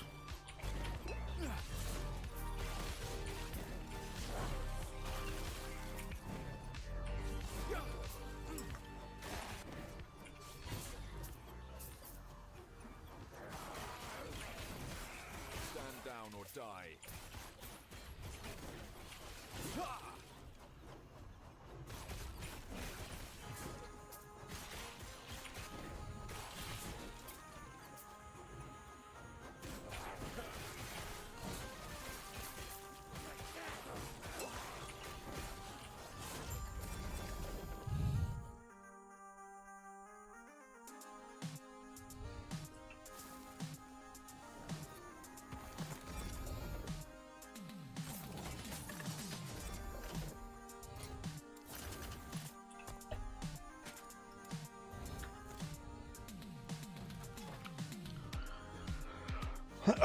All right, we don't want to push corruption. We want to keep it at 300.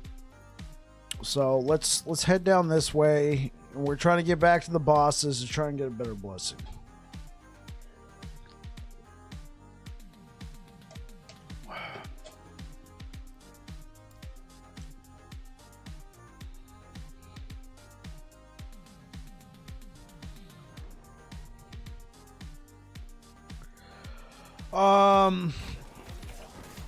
They have a lot of time on their hands. But also, Arena Key of Memories go a long way.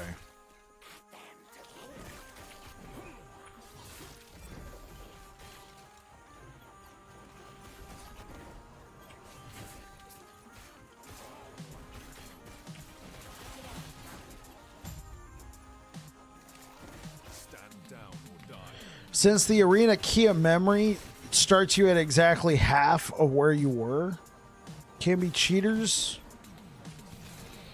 I've seen a number of legitimate wave runs to think no, because what was it, raid boss cannon in the preseason when he was pushing the snot out of it, he was doing like 3,000 waves. He said it took him like 7 hours for like one run.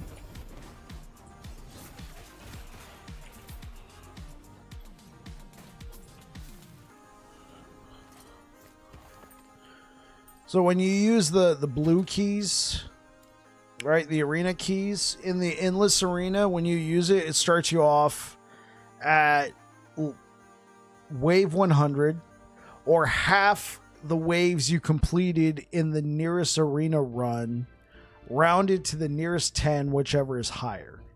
So either you're going to start off at wave 100, or like, let's say you pushed to 1,000 waves and then died.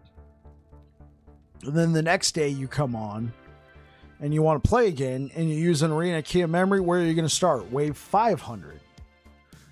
That's 500 waves. You don't have to grind anymore. And you push, and then let's say you get to wave 1200 and then you die. You go, you tinker with the build some more, and then you come back. Use an arena key of memory, you start off at wave 600. Push, push, push. Right. Yeah.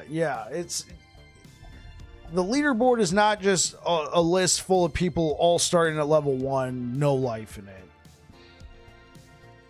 The arena key of memory does go a long way for some of those pushes. Like, let's see.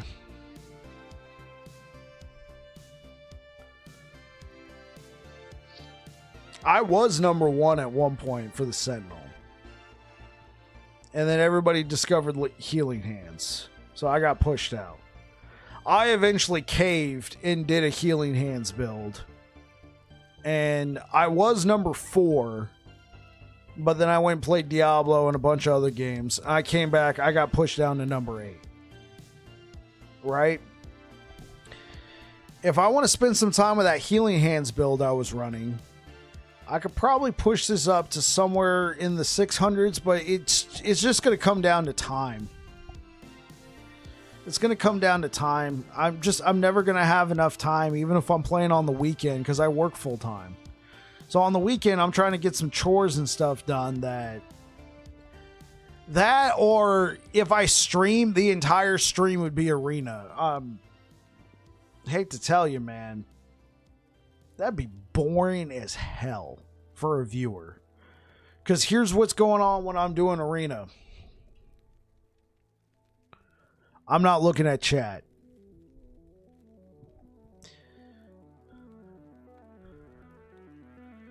I was thinking every time you start at wave 100, right. Yeah, no, that's not the case.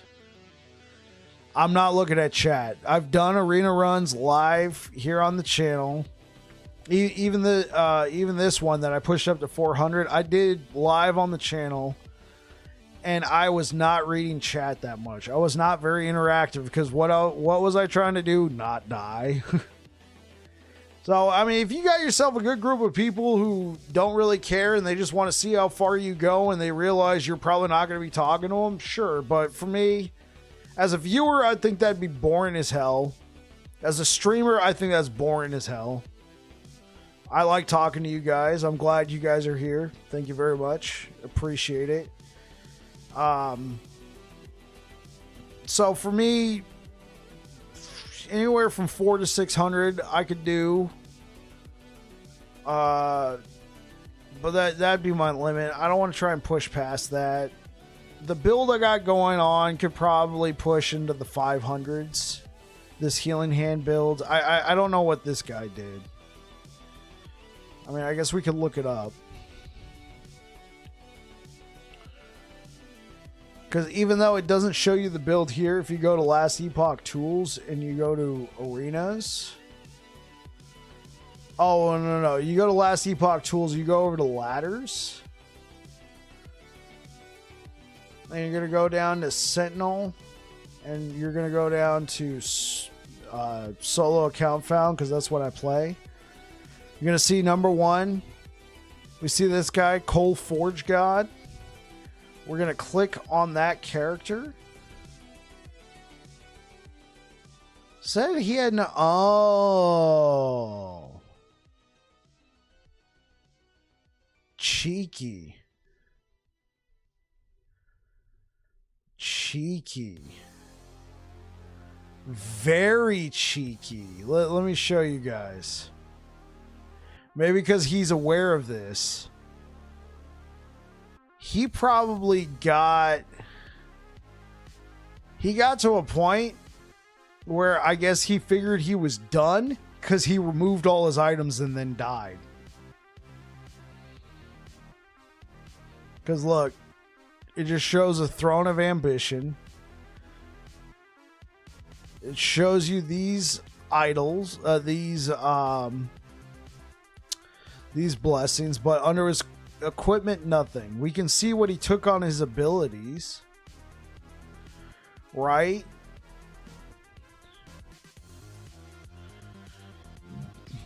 Yeah. Looks like he pushed up here and then removed all his items. Like, because we can click on Spicker right here and we can see what he was using. You can see everything he was using.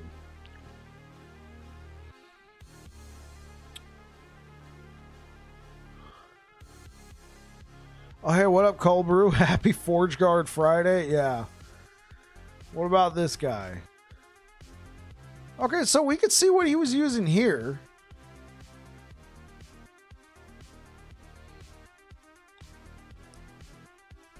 He was using double rings of Atlaria.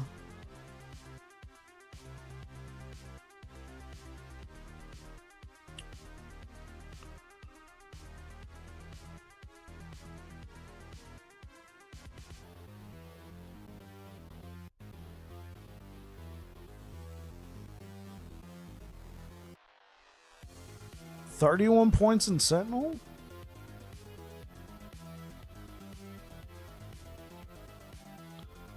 So he's doing Divine Bolt. What was he doing? Okay. It's kind of weird. But, yeah.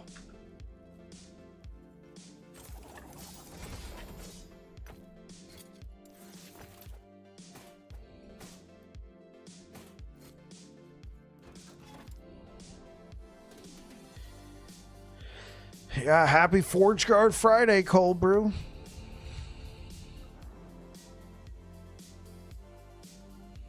Even though I'm playing a Void Knight. Stand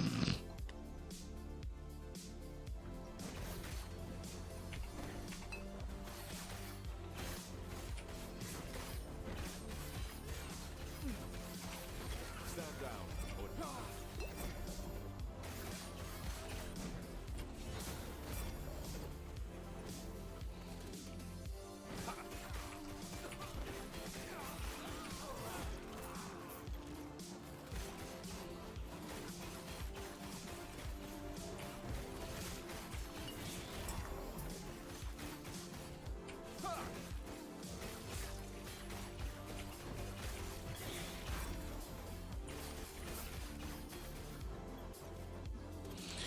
You catch any of the Diablo campfire chat? I did not. I saw Rax was talking about it in an upload. Sounded like a lot of good things coming to Season 5.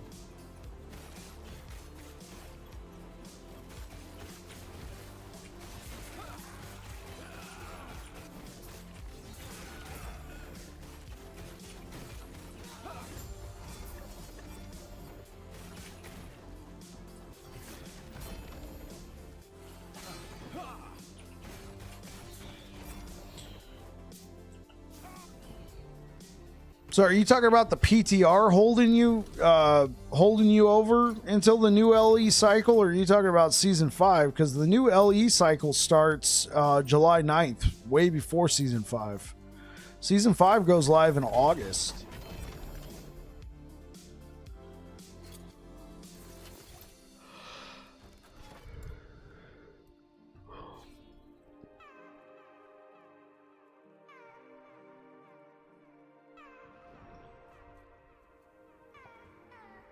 Oh, you're talking about the PTR. Okay.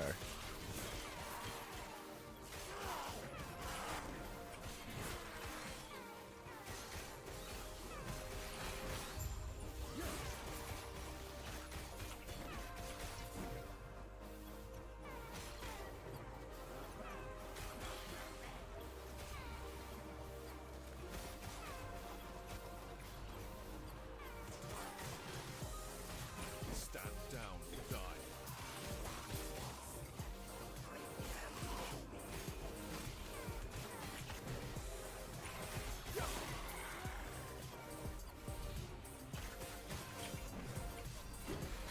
And then play LE for a month. What, you're not going to go play Path of Exile?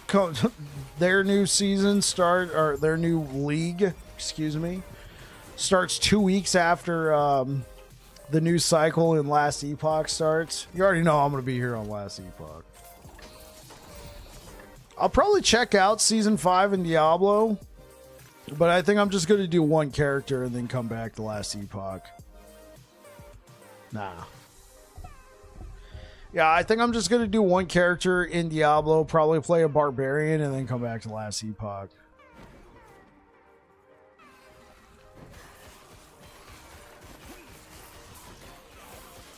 Okay, yeah. That's a good question, Dionysius. So what's going to happen? Let's say you use an arena key of memory and you start at wave 100. And then you push all the way to 400 on your very next arena. This isn't like a permanent thing. It's just on your next one. You're going to start at wave 200.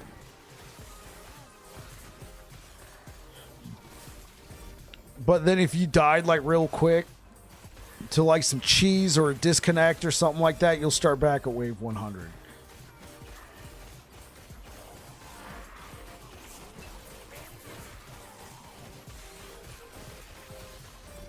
The next one, yeah.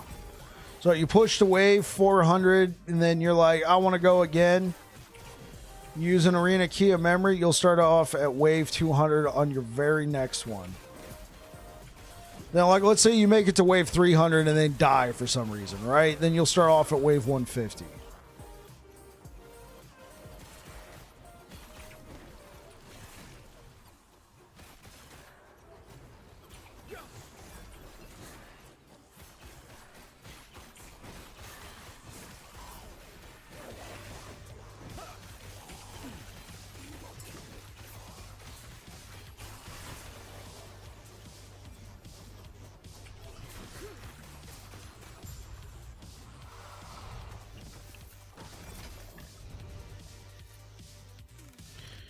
They're adding something. It's 8 tiers, and you fight a bunch of waves. Each tier gets buffs, open loot chests. No. You get them in empowered monoliths, Dionysius. Like, I got a bunch of them. They're generally rewards for completing an echo. So, like this one right here, you see like this little sort of blue, like teal color. Echo reward, arena key of memory. So empowered monoliths. They're adding something similar to arena. Survive waves. Up to 8 tiers. So kind of like the tiered system in because arena and Last Epoch has endless, and then they have a tiered system. They changed the Ubers to purple. Oh, that's cool. Yeah, it looks interesting. Cool. I'll be right back, chat. I'm going to use the restroom.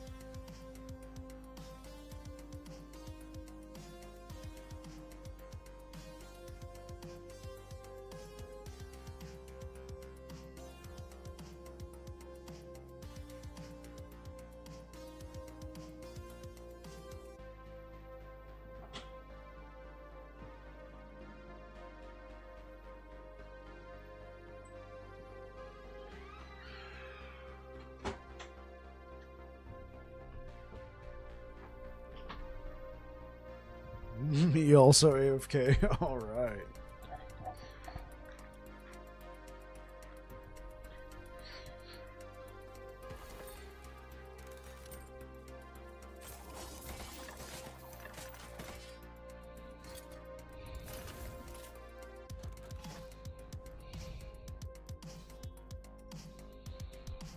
Oh, I might die.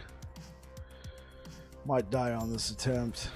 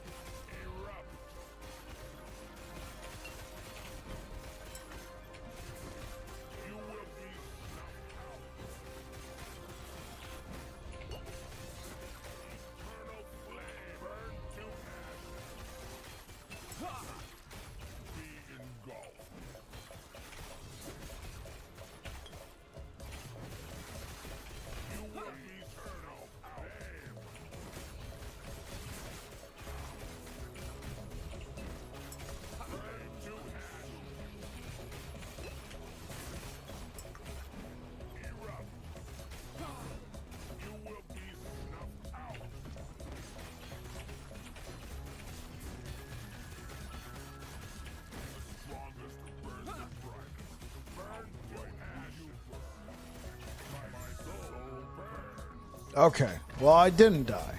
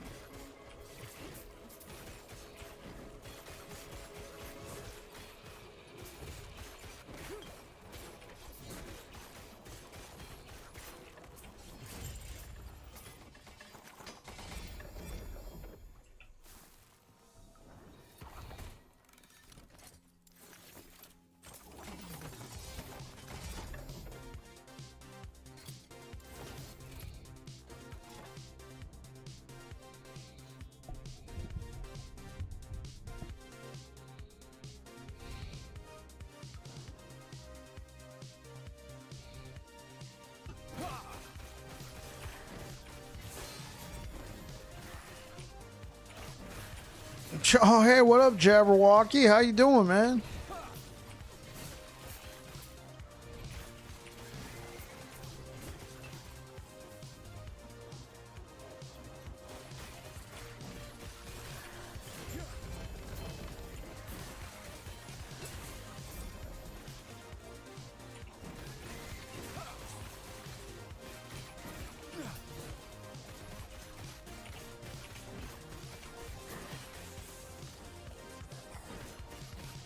I'm gonna hop back into LE when the patch drops. Right, man. I'm getting a little bit early just to See what'll be fun to start the new cycle with.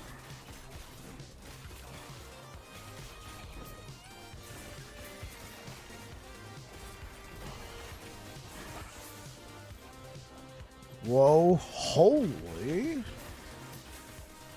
What? What happened?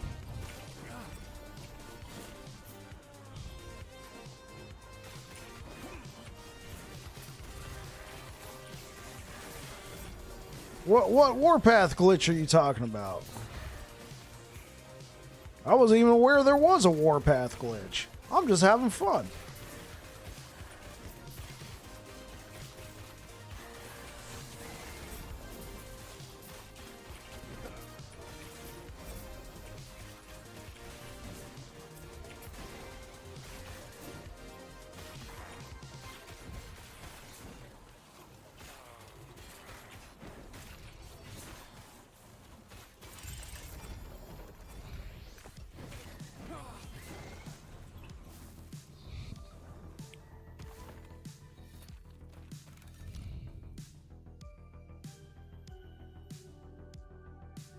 Oh, I haven't run into that issue, so I guess it's been fixed.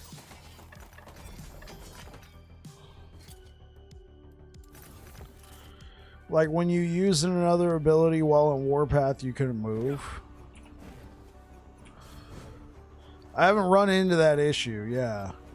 So, I mean, maybe it's been fixed.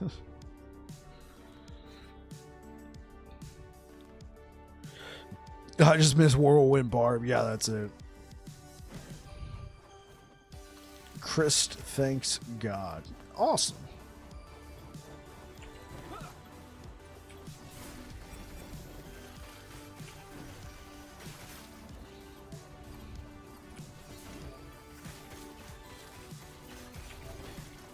Stand down. Die. Yeah, that's what it is. I missed Whirlwind from Diablo 4. I just had to get my Whirlwind fixed. So I was like, hey, let's do.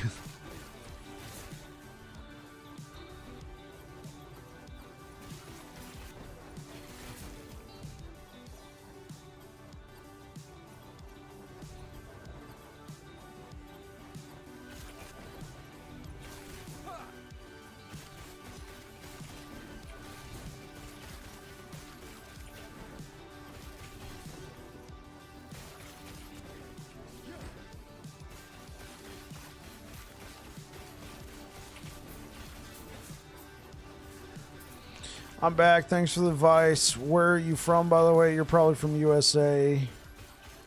Where are you streaming by now? I'm in the middle of Europe. My sleeping time is now kind of wild. Yeah, I'm in California, USA. 5:13 here. Yeah, it's 8:13 p.m. my time.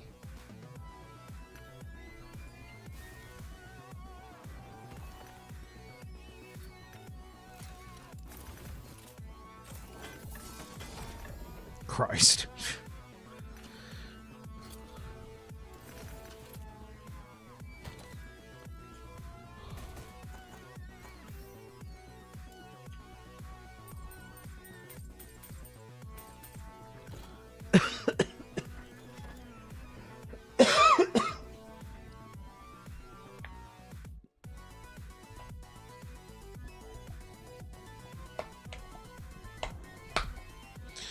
Yeah, I'm actually kind of tired. I had to work my butt off at work today, so I'm just chillaxing, talking with you fine people.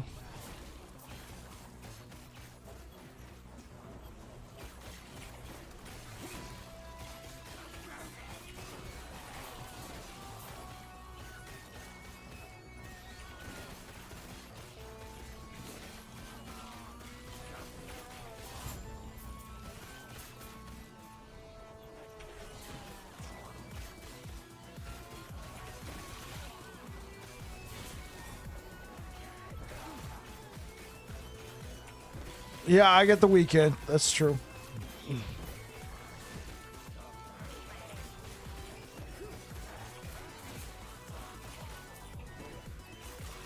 Oh, you're trying to get the Final Fantasy 14 story done so you can jump into the new expansion. Nice.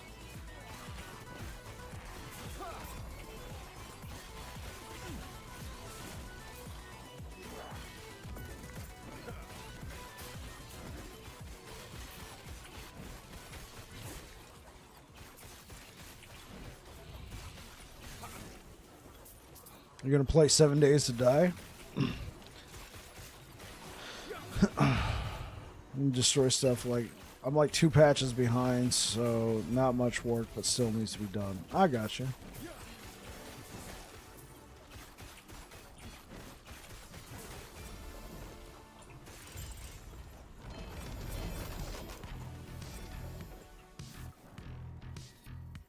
So that's why on Monday, because they added new stuff.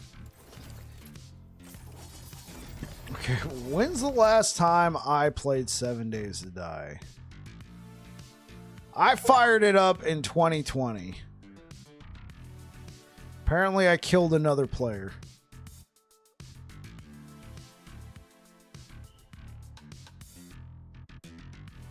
Just by clicking on this, it gave me achievements. Oh, okay.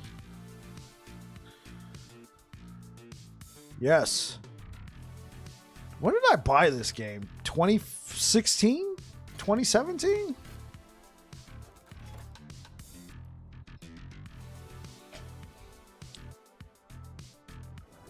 What do? I'm a cook for the military.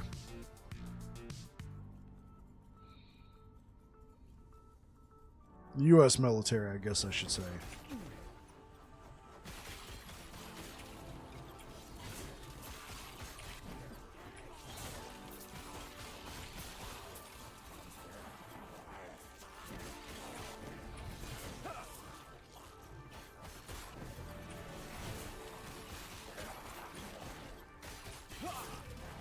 You had a buddy that did that? No, it's reliable hours. I get a pay raise every year, cost of living, benefits. I'm living in military housing. I get a discount on that. It's hard. It's a hard job, but it's hard to beat the benefits. So just keep my nose to the grindstone. I'm head cook at a kitchen. I worked my way up to boss, so to speak. Now, of course, I have superiors over me, but I'm the boss of my kitchen.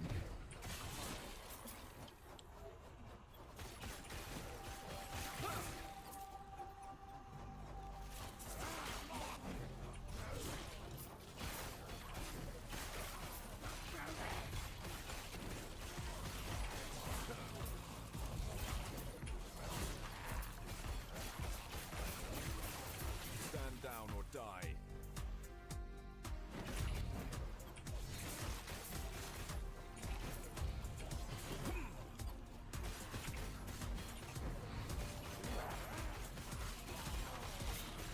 What's my least favorite thing to make? There?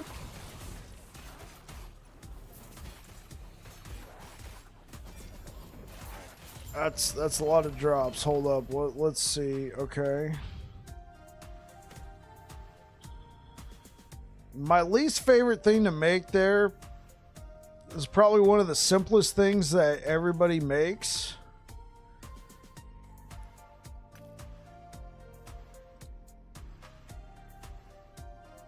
But it's the quantity.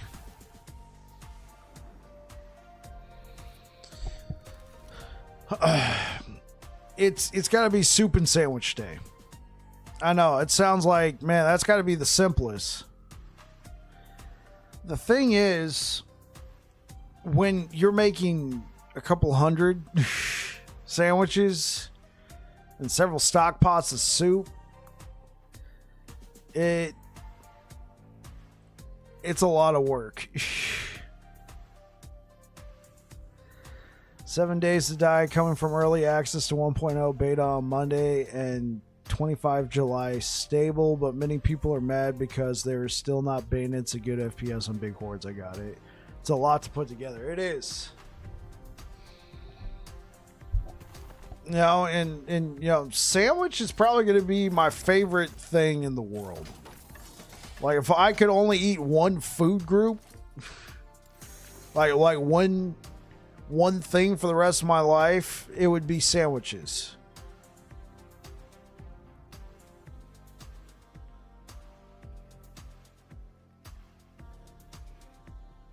Split pea soup, yeah.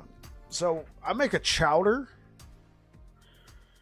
because that's the military menu. When the soup and sandwich comes up, it's a turkey sandwich. What it is 2 pieces of bread, mayo, turkey, cheese, bread.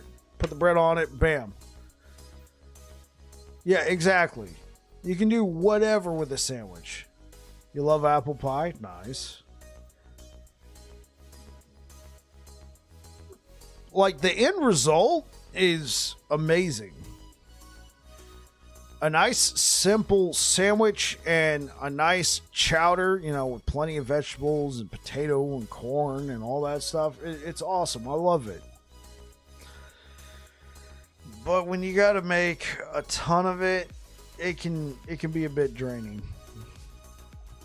Yeah, thank God I've never had to make split pea soup. Spaghetti sandwich, bam, there you go.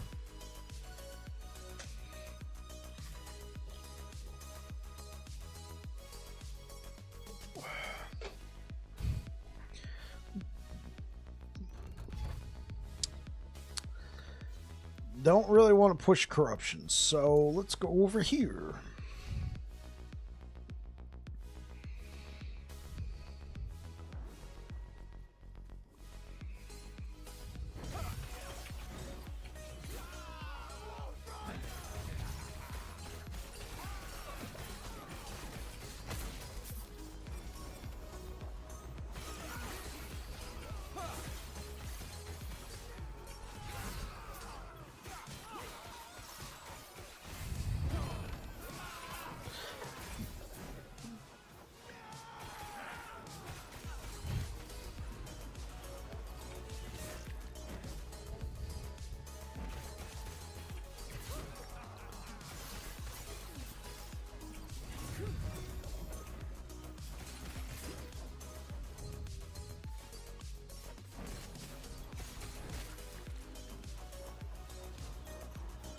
Oh, I see what you mean, Jabberwocky. You need a little bit more than just doing echoes over and over again. Oh, I got you. Dungeons, they were really cool for a while, but then after you've done them a few hundred times, yeah.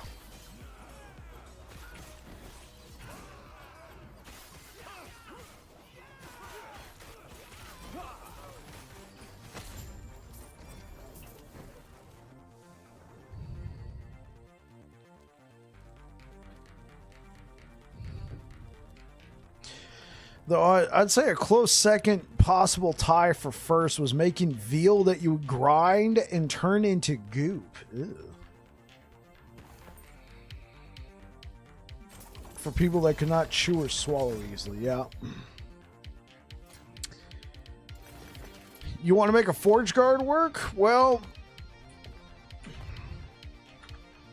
somebody figured it out.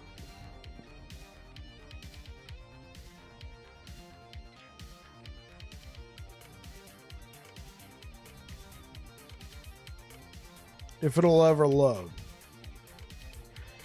Number 1 Sentinel is a forge guard in the arena. Number 1 overall in solo account found.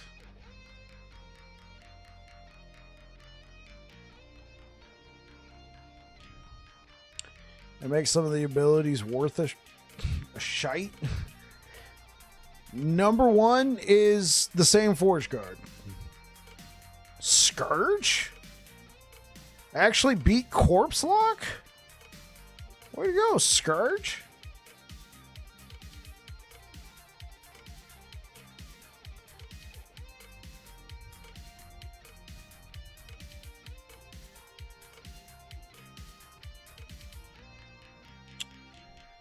Sure, they're just using one ability from Forge Guard. That is very true.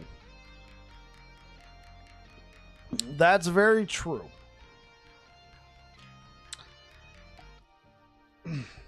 I mean, big shout out to Scourge right here.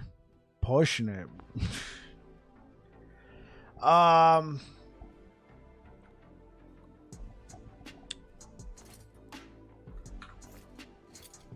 So what would your definition be of a success, Jabberwocky? Like, how many abilities? Yeah, if you're playing solo account found, you get put on your own leaderboard. You want to do something like that. You want to use 5? Okay, so your question is, why is there a 1 player and then a solo? The solo leaderboard is from somebody who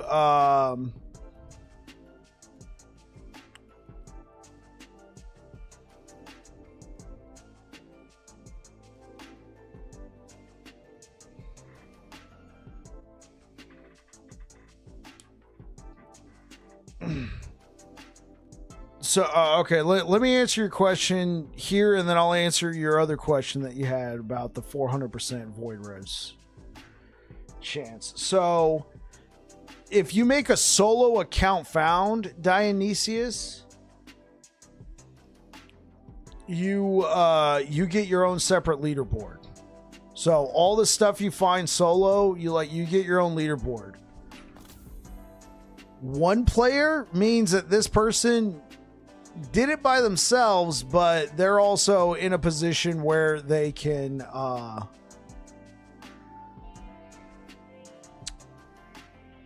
oh yeah, sorry Jabberwocky. I'm streaming to both Twitch and YouTube.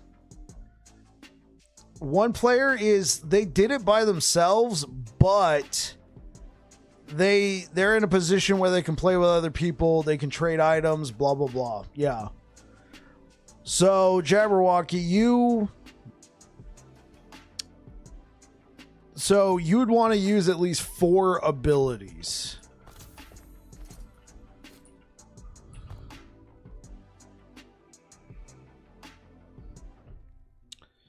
Well, if you're playing Paladin, unless you're playing Judgment Paladin, you wouldn't be able to do that. Because you only have 4 abilities. Void Knight has 5. And they're all damaging. They all do damage in some regard. And now, Anomaly, not so much. But you could make a build around each of these skills. Except for maybe Volatile Reversal and Anomaly. These are kind of supplemental. But you could do like an Abyssal build. You can do a Devouring Orb build. You could use these in conjunction with a Racing Strike.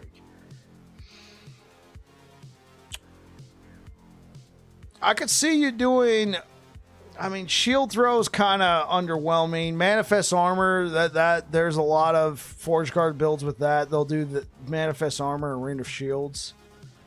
Maybe even Smelter's Wrath. But yeah, they don't have a lot of synergy with each other. The thing is though, Jabberwocky, they've been releasing a lot of teasers. And it looks like Forge Guard's getting some love. To what degree, I'm not sure. But it's definitely getting some love. I don't know if it's going to meet your criteria you just stated, but maybe. Yeah.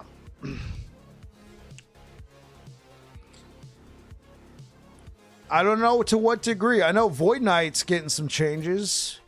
One of the changes they teased is this right here. Eternal Form, it's now going to have a scaling, you put X number of points into there, and now you're going to get a new scaling modifier.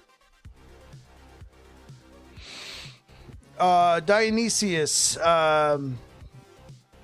when you have 400% Void Shred chance, will you apply 4 stacks?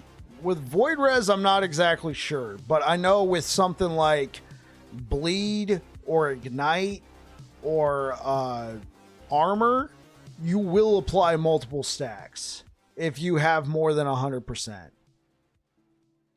They need it, yeah. They do indeed, Jabberwocky. But like shred armor chance, if you have like a 300% chance, you hit it, you'll apply 3 stacks.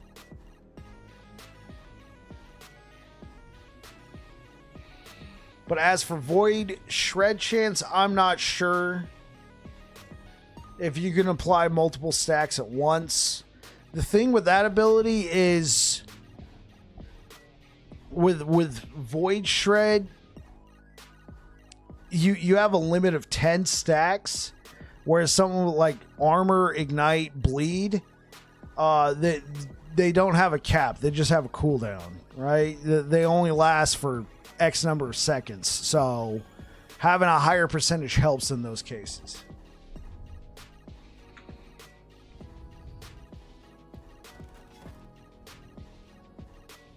Yeah. So I don't see the benefit in having a 400% chance. Even if you could apply multiple stacks with a 400% chance. Since you only cap at 10, I wouldn't invest that much into it. I would do what Air Dragon said. I would just go to 100%.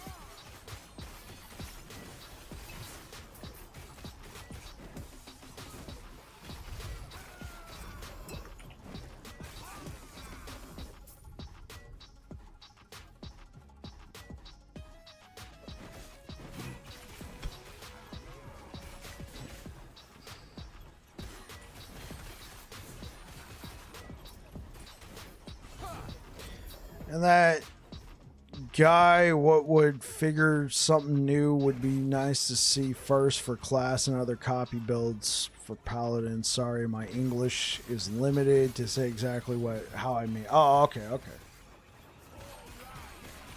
No problem. Yeah, here, give me a second. I'll pull it up for you.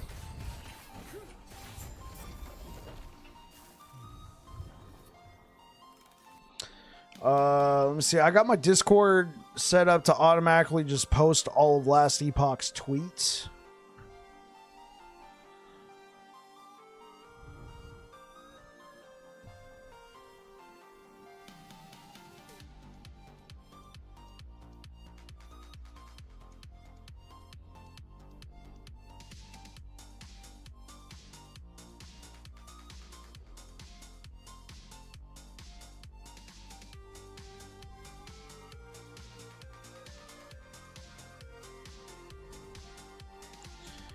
So this is the change that they've been teasing.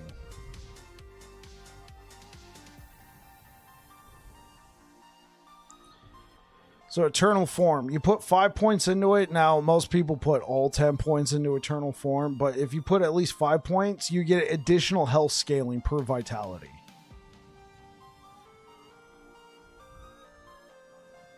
So for every point of vitality you have, you'll get even more health, which Void Knights love vitality.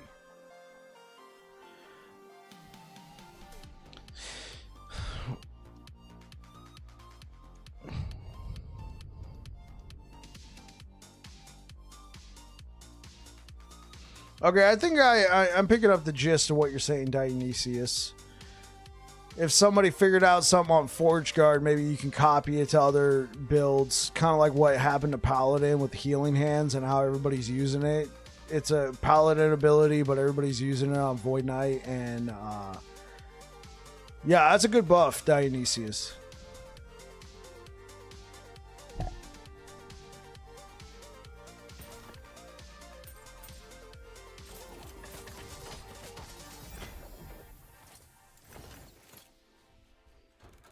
I'm gonna drink some water.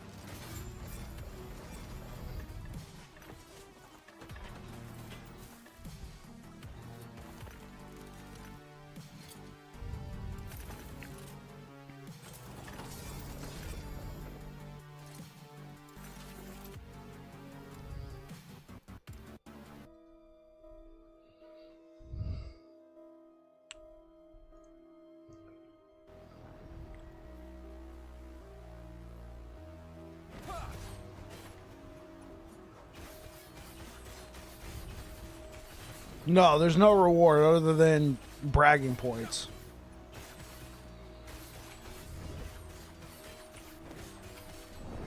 Shit.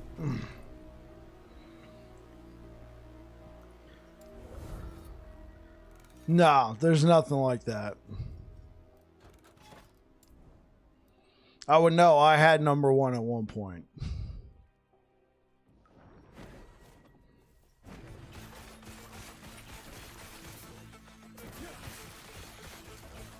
Well, not number 1 overall, but I had number 1 in Sentinel.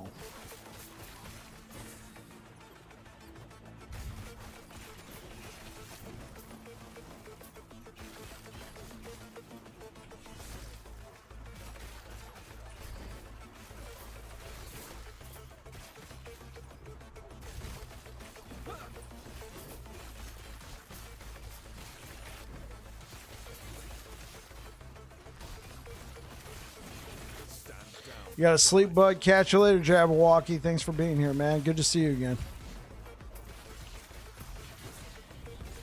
Catch you later. Have a good night.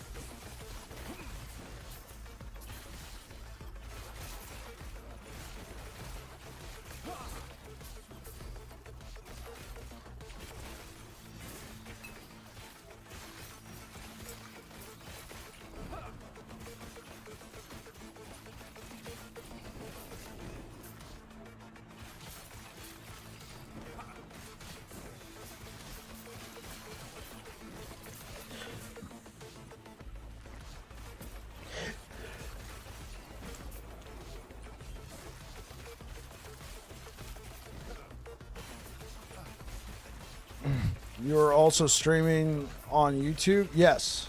Yes, I am.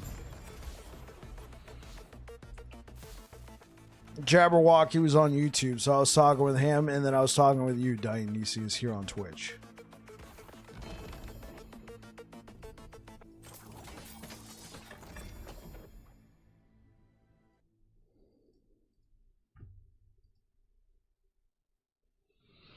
Thank you so much for the likes over on YouTube, guys. I appreciate it.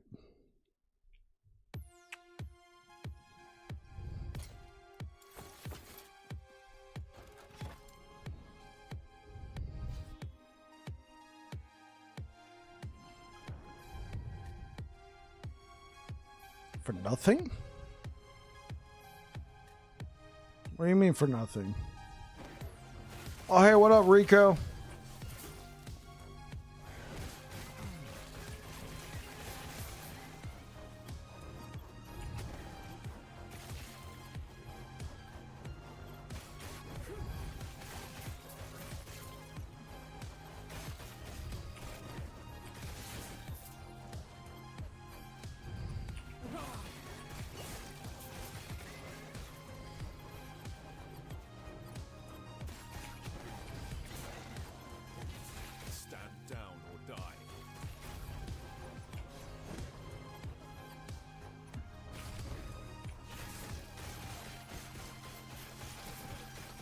Oh, it's easy to follow? Yeah. Stand down or die.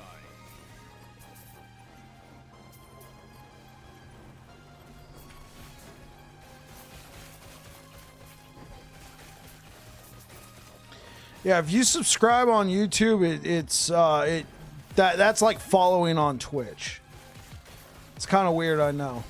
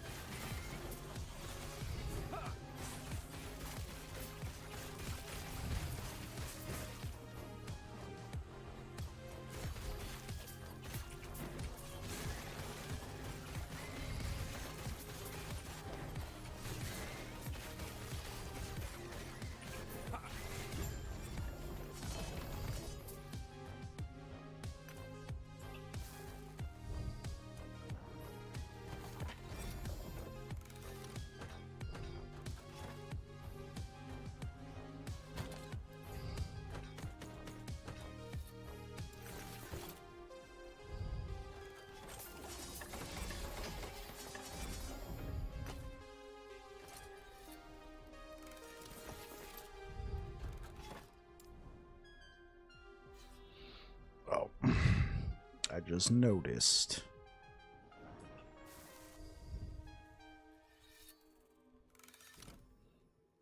And enemies enraged at half health. 18%. Yeah, I'll take 18% chance to slow.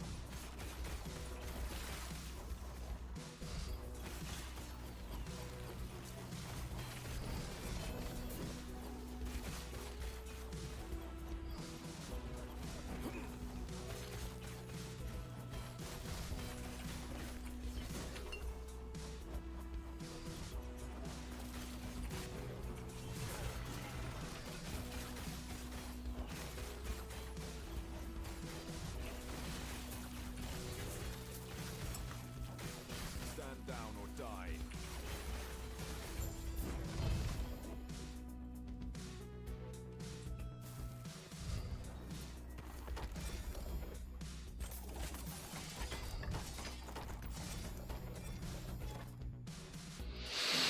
Okay, now we can fight these guys.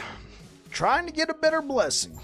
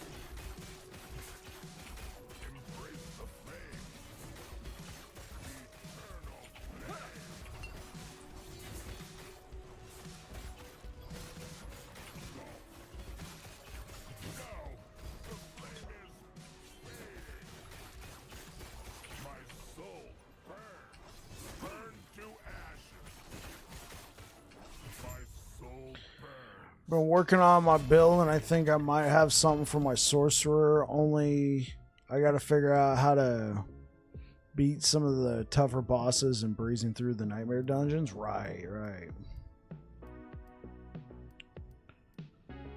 Dude, we cannot get this blessing to drop.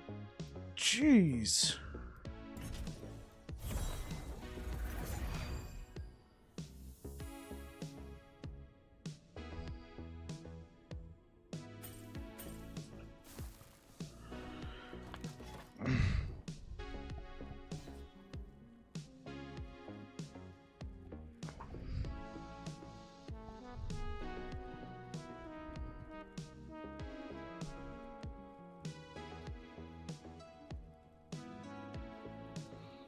So you might have something. Oh, okay.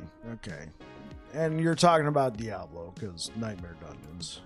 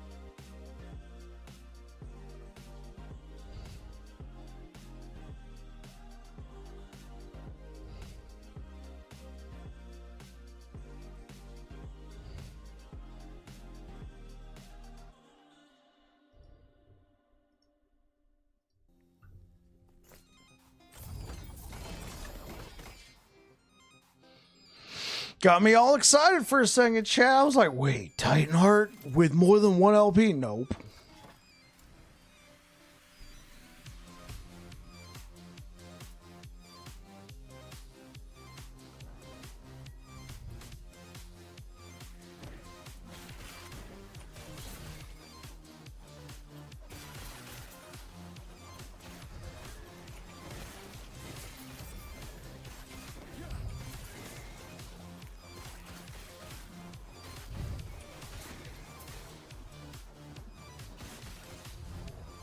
Stand down or die.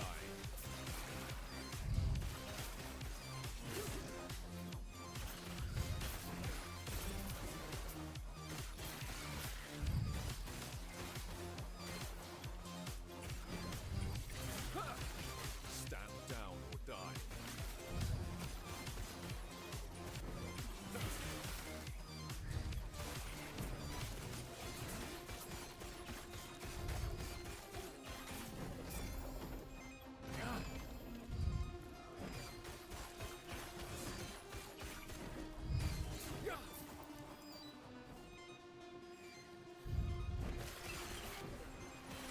Man, I'm getting some frame drops.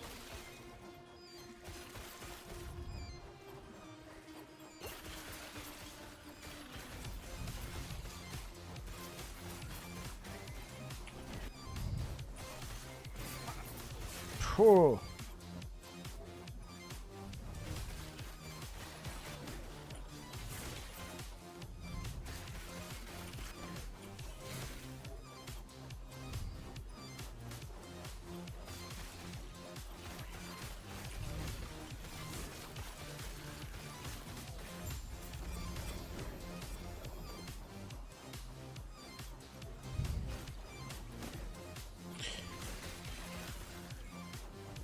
Or they're just not as popular.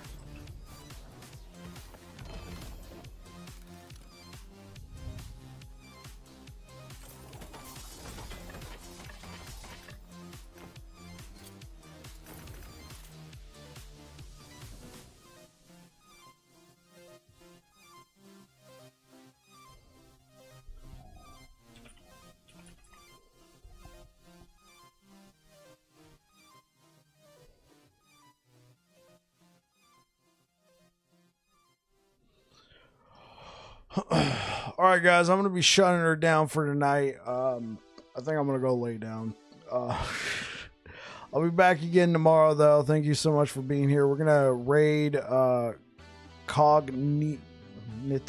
I don't know who this person is, but send him a raid, send him some love if you're over here on Twitch. Anyway, I'll be back again tomorrow. We'll be doing more of this build, and yeah, hope to see you guys there. Anyway, you guys take care and you have yourselves a good one. Thanks for being here. Appreciate it. Anyway, take care. All right, YouTube, thanks for rocking with me today, guys. Thank you so much for the likes, and hope to see you guys again tomorrow. Peace.